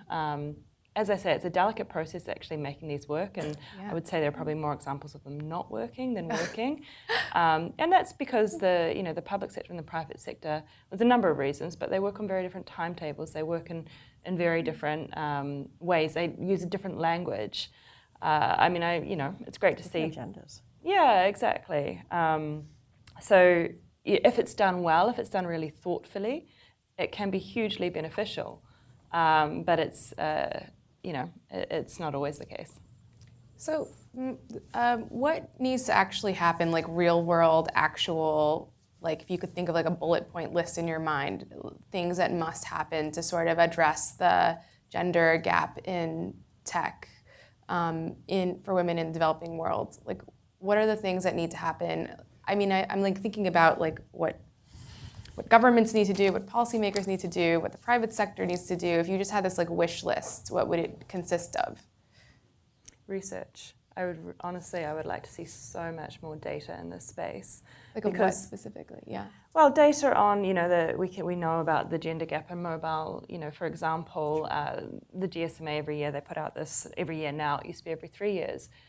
This research on the mobile gender gap, and we know that in sub-Saharan Africa, the gender gap is now, I think, 8%, which is great. I mean, it's gone down so much, but actually that masks what's happening at a national level. So 45% gender gap in Niger versus 7% gender gap in Kenya. But you've just got this regional figure of 8%. Now, I would hazard a guess that if there's a 45% gender gap in Niger, there's also an enormous rural and urban difference. How on earth are we supposed to really, improve women's access to technology if we don't know how they're consuming it and what the barriers are? I think we need to get far better at understanding, what they're doing, what they want to be doing. Who's we? Or anyone who is working in this space. So, FSPs, tech partners, NGOs, donors, it has to be a collaborative effort. But I think that it's hard to me to understand how we can really create sustainable, lasting solutions that actually, go from access to usage to impact if we don't know what the dynamics are in these communities. Anybody else? Bullet point? Yeah, I mean, it's a big question. I think, similar to knowing kind of like what the problems are, but I think also knowing what works and kind of having that inventory of, what are those creative workarounds that people have already found that has worked. Obviously, not everything can be scaled and everything is very localized, but just very simply, what has worked? Why did it work? How can that be applied in other scenarios? So also recognizing that some of these barriers, things like social norms and cultural context, that's not going to go away with even with a very well-funded program, right? That's not going to go away anytime soon. So thinking about that, okay, what are the limitations that we have, but then also what's the most that we can do within those limitations? We're not trying to, I think, change the world overnight, but I think we're trying to at least make progress and make some improvements and advance a little bit, right? So I think having that expectation and then with that kind of filter, what are those like solutions that work? I would love to have just kind of like a list of like what are some examples. Like the example you gave was great. I hadn't heard it before, but would love to know more about, okay, why did that work, or what are some other ways that we could potentially apply this in other scenarios? There's no grand list on the internet somewhere of everything that ever worked. I try to keep a running list of all gender and tech reports. That's great. All Do you have it? You should share it Yeah, but I everyone. mean, Post it on according to Twitter. who? I mean, it's not in donors' best interests or NGOs or anyone receiving funding best interest to give you a sort of a very honest view. I mean, everything is spin to a degree. Well, that's why there's such that degree of numbers. Okay, so my last point for my bullet point. Yeah. No more research. Wow. We have too Opposing much research on gender and digital divide issues. We know exactly what the barriers are. We can rank them. It's social norms, it's cost, it's this, it's that. The people like the people who I idolize have been doing this for 20, 30 years. Conway's Law has been around and impacted since 1967. We know why. What's Conway's Law? That if you, as you produce technology, you produce it imbued with the same image and values as the people who produce it. So you have to really go out of your way to actually create it to be useful for people that aren't like you. Wow. And so you basically just replicate your value system in the technology. We've known what the barriers are. What we don't do is we do a really crazy, no technology group, no high-tech firm likes to get in there and do the really dirty, unfun work of working with social norms. It's scary, it's dangerous, it has to deal with culture. Culture is icky. High-tech companies can't even figure out their own cultural problems, let alone anybody else's.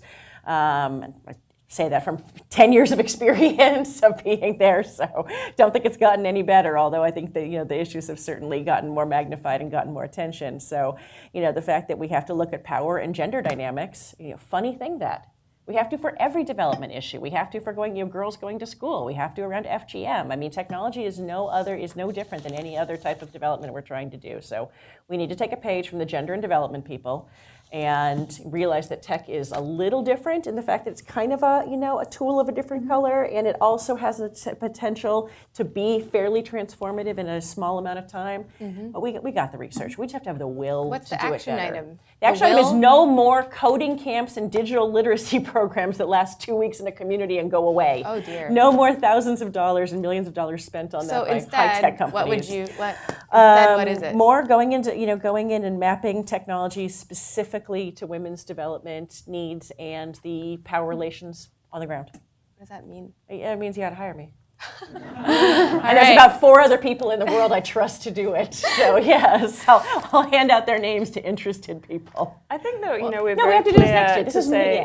I think it's very clear that social norms are a huge issue, but I also think that from community to community they differ enormously. Oh my God, yes, and so that's the difficult part.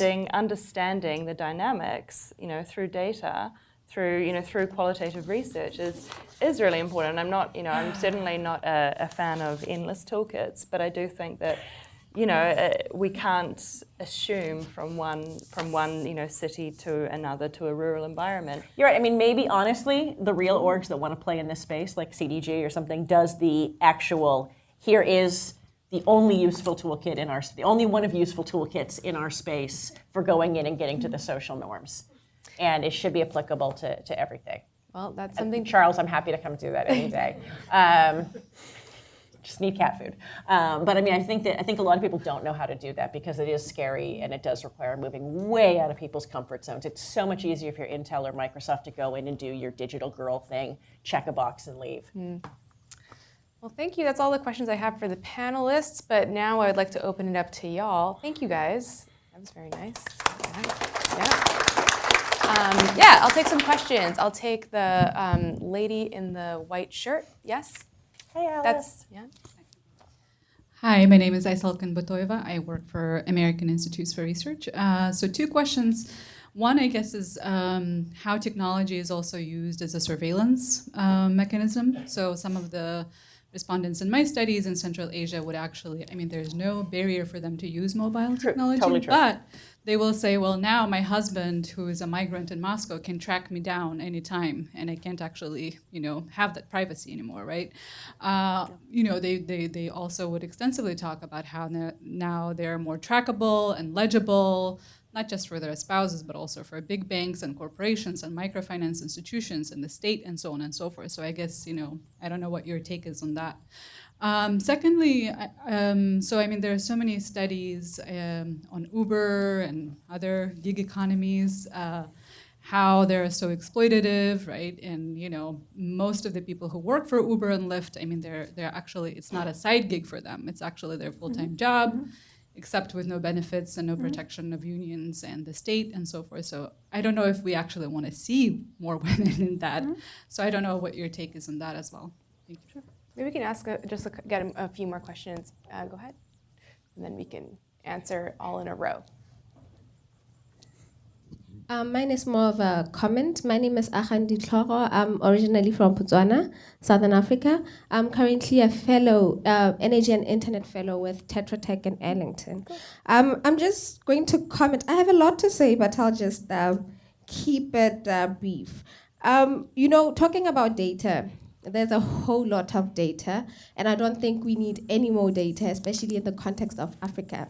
I'm talking as somebody who's been I'm on the ground. I've seen it every single day, having conversation with donors. You can actually sense how genuine they are. You can sense how how authentic they are. And that just opened doors. Back in Africa, we have this concept of gatekeeping. So if you come into a village, you need to go and talk to the chief or the king or the gatekeeping. Yeah. So I think if we approach it in that way, to say, you know what, we need to have techno empathy. Yes. Checking boxes it's okay. It's okay for Capitol Hill, it's okay for Silicon Valley, but what is that techno-empathy human element that we are trying to bring to these communities? We need to talk about technology and also accompany gender-based violence. That's very important. If you are going to give me a cell phone as somebody in rural Botswana, for example, I need you to give me the confidence, mentorship, to say, you know what, you can do this. This is not only to purchase online, but as a person from deep down. So we need to bring humanity back into technology so that it can be relevant for the people in the communities that we are trying to serve, so that we can talk of results and data that reflects what's truly on the ground. So yeah. Thank you. Maybe we can start with one over there. Oh yeah, go ahead. Thanks. Hi. I'm an independent consultant and work with various organizations in the health space, as well as in gender. Excuse me. Yeah. So my question is. Yeah. Okay. So the question is really about how one can make this much more, data-driven. I think what I'm hearing in the conversation is there's an acknowledgement of the differences, but of different kinds of groups, and there's an implication, but we didn't hear much about that in your conversations. In other words, it sounds a little bit monolithic, and I'm sure you didn't intend for it to sound like that. There are different socioeconomic groups, different educational levels, different kinds of ethnic differences, religious groups that have differences in the communities that we live and work in as well, including in the US. So I'm just curious if there's any information that you can share on that level. In the health space, we certainly use data to study communities that we're going to work in and look at the issues there. Gender-based violence is a given. That's something that we all have to address in the work we do. So I'm curious, as someone has already mentioned, this idea of addressing gender-based violence needs to be a part of the conversation. What about having a girl's phone in the house, maybe new different kinds of models? Why does everyone have to have a phone? That's sort of challenging, in a way, the normative behavior we all have here. It's very expensive. It's environmentally not so sound for everyone to be running around updating technology every year. That's driven by a different kind of industry. But just looking at new models of how this technology can be made accessible and usable by more people, especially women, half the population being female. I guess what I would say is, I assume that there's people know that a lot of phones are shared. We only had an hour here, right, or whatever. So yes, I know that in most communities phones are shared amongst a whole family, and everyone's got maybe 2 or 3 SIM cards because they have different things on different days, and women might have this phone service and da-da-da-da because it looks, So I think there's a lot of nuances that you bring up that I'm assuming that you know and everybody knows. But, well, we don't have time to do a 101. It wasn't a 101, right? I mean, but in a lot of ways, I get that you're bringing up a very good point. I mean, the women that I'm talking about are super poor, bottom of the pyramid women, most marginalized possible. And that's why I think that's why I wanted to be on this panel, was to kind of reflect out, like, not everybody has a phone and is doing mobile banking. So I don't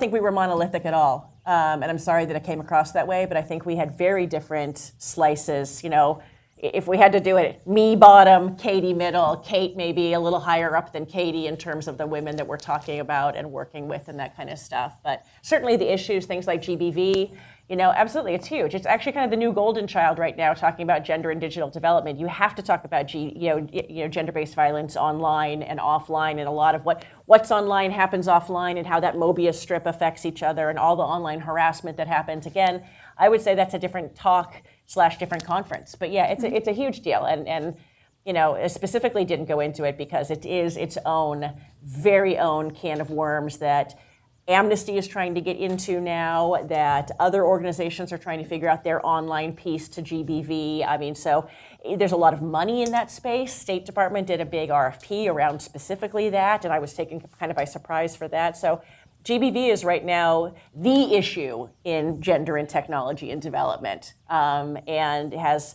all of a sudden a new group of specialists have popped up for that. I'm like, who are you and where'd you come from? It's like whack-a-mole. But in 2 years there will be another issue. I mean, it's the cyclical nature, as you know, of anything in development. There's always microfinance. My God, it's been the golden child for what, 10 years? So yeah. That's just my perspective on that. Do you have different perspectives, especially on the privacy? I can't touch privacy. Yeah, I mean, I can touch a little bit on the surveillance and the exploitative part of the question. So I would say on the surveillance, I honestly don't have too much of a perspective on that, like, surveillance in terms of, like, worrying about, like, privacy. But I will say that as part of our report, we actually found that one of the benefits of for both drivers and riders for ride hailing was that they were tracked and that there was a data trail. Because for some of the women in these markets, and this might address your monolithic question, again, depending on the market that you're in, it was actually sometimes a benefit for drivers and riders to know actually that I'm being tracked. And it's more for kind of safety and security reasons. So I think it's a very developed kind of world, like, concern when we're linking, like, surveillance to privacy, but in some situations as well, surveillance can also be actually a benefit, right? In terms of people will know where I am, and so I'm not just going to disappear off the grid. So I don't think I have much of a perspective or point of view around the privacy issue. But and then in terms of the comment about Uber being exploitative, so I personally, and I don't think the research that we did takes a position on, like, more women. I don't think anyone's advocating that more women or more people generally should sign up for Uber. It was more around there's a reality that this is happening in terms of increased usage of sharing platforms and sharing apps and ride hailing. Like, it's a reality. It's happening more and more, both in terms of riders and drivers. And so what we were focused on was, if this is happening, what is the differentiated impact on women that this is having, and what are the opportunities for women to kind of make this better for themselves, but also for companies to make this better, but also what are some of the opportunities for us to help overcome some of the barriers they have to maximizing this. We did have a recommendation in the report, if you read it, around working with ride-hailing companies to think about things like portable benefits and kind of like all the things that you kind of hear about when it comes to the gig economy. That's we didn't get too much into, like, the regulation side of things, but I do think that is something. One recommendation I would have is that, in general, I think governments and regulations haven't quite caught up to kind of where a lot of these tech companies are, and that is a very big gap. But I mean, for me personally, that is a space, right, that I think civil society and, like, NGOs and think tanks could also help fill. Great. I think we have time for a couple more questions. Yes, sir. I'd like to offer I think a certain solution for allowing women to gain the cooperation of the men, husbands, and other patriarchs that are keeping them oppressed, and that's to pay them. So if you pay these men to let their women have cell phones and use them, They will allow that no matter how oppressive the society is. The solution, though, would involve a different form of microfinance that is currently being offered, and that would involve a internationalized approach in order to implement that, but it would work. So I agree with you to a degree.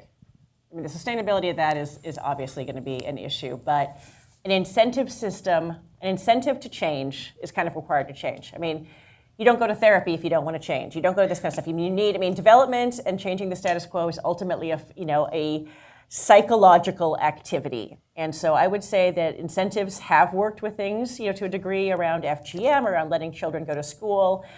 One thing, and I'm going to give this as an example of how I lowered GBV in a community through technology, and it has been sustained about 15 years now, was in this one refugee camp where men are incredibly, emasculated, they're bored, the level of GBV is off the charts, the gang raping going on is terrible. We said, if you don't beat your wife for 2 weeks, we will let you talk on that community radio station for 5 minutes. Oh my God. And did I get a lot of shit for that in like the feminist development community? Absolutely. They're like, oh my God, I can't believe you're using this as a token. Fine, whatever. You know what? It worked because the men wanted a voice. And they got up there and they sang a song, or they read their favorite scripture, or they talked about jokes, or it didn't really matter what they did. They were heard, they were listened to, there was an immediate huge drop in GBV. Everyone said it wasn't sustainable. When you do a new behavior long enough, you do change your neural pathways. I mean, let's marry the two here. Let's marry neurology and psychology and development. An area that we've not studied enough in development is the psychology aspects of it, but now we are, I think, more and more with the trauma work, is that after a while they realized that for some reason things at home were better if you didn't beat your wife, and we stopped the radio program and the level of GBV stayed decreased by 75% from that point forward. So I think you're onto something. I don't know if it's directly financial, but I think you are onto something, and I think we have to look at rewards and incentives and behavior and psychology here. And I think that, if people that downplay that, I'd love to hear your reasons why you think that's a terrible idea. Okay, well, last question, anyone? Who wants to have that? Yes, the lady in the pink, please. Savita. I was just going to wind Revy up and say, so how do you, I completely Savita, don't wind me up, I'm wound up. Social norms issue, but how do you deal with it when you're leading the Women Connect Challenge? What? Dealing with the social norms. Oh, I mean, I think with the Women Connect Challenge, thank God, the awardees are dealing with the social norms. But I mean, the proposals that won were all about trying to find these avenues that were either addressing under what conditions, the people in charge, and that's not always men, a lot of mother-in-laws,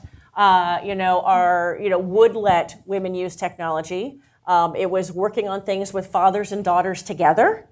And building that kind of like social bond in the house, but there was a technology piece to it. Like if you solve this, you can have, I don't know, it was a really neat proposal, but I can go into it later. There was the community network piece, which is in 4 countries, in Namibia, Senegal, Morocco, and Kenya. And hopefully, and it's interesting because the organization that did that is from Mexico, and they're bringing women over to like Namibia and Morocco to even work on that. So there's some exchange pieces, and hey, this is what's happened in our community. So I would say that all of the projects, they had to have a very heavy social norm component to win. The other ones, and some are going to be total tests. Some are not going to work, right? I mean, maybe they will all work. That would be great. But, chances are. I mean, I think that there's, we've got 2 in India. One's very policy-based, one's very hands-on-based. Let's see how that approaches. They're in different states. One is teaching technology skills over an IVR system because women can use their home line as opposed to a cell phone. And I was talking to Muktesh from Women's World Banking yesterday about that a lot of women in northern India, the older women, will use the landline, that they just won't touch the cell phone. So with this landline, you can call in, and that's not a subversive technology. That thing's been there forever. How could it possibly be a threat? So let's, not very high tech, but we'll do a landline and IVR if that means getting to women's empowerment through a way that has sustainable, appropriate, and actionable outcomes. I think that's all the time we have, but thank you, everyone. Hope that you learned something. Well, thank you. That was a great end. Thank you. Thank you very much for that. Before we break and you go off and eat, and you have to go off and eat, otherwise there'll be too much food left so very important. Do have to say a massive thank you to Tanvi, who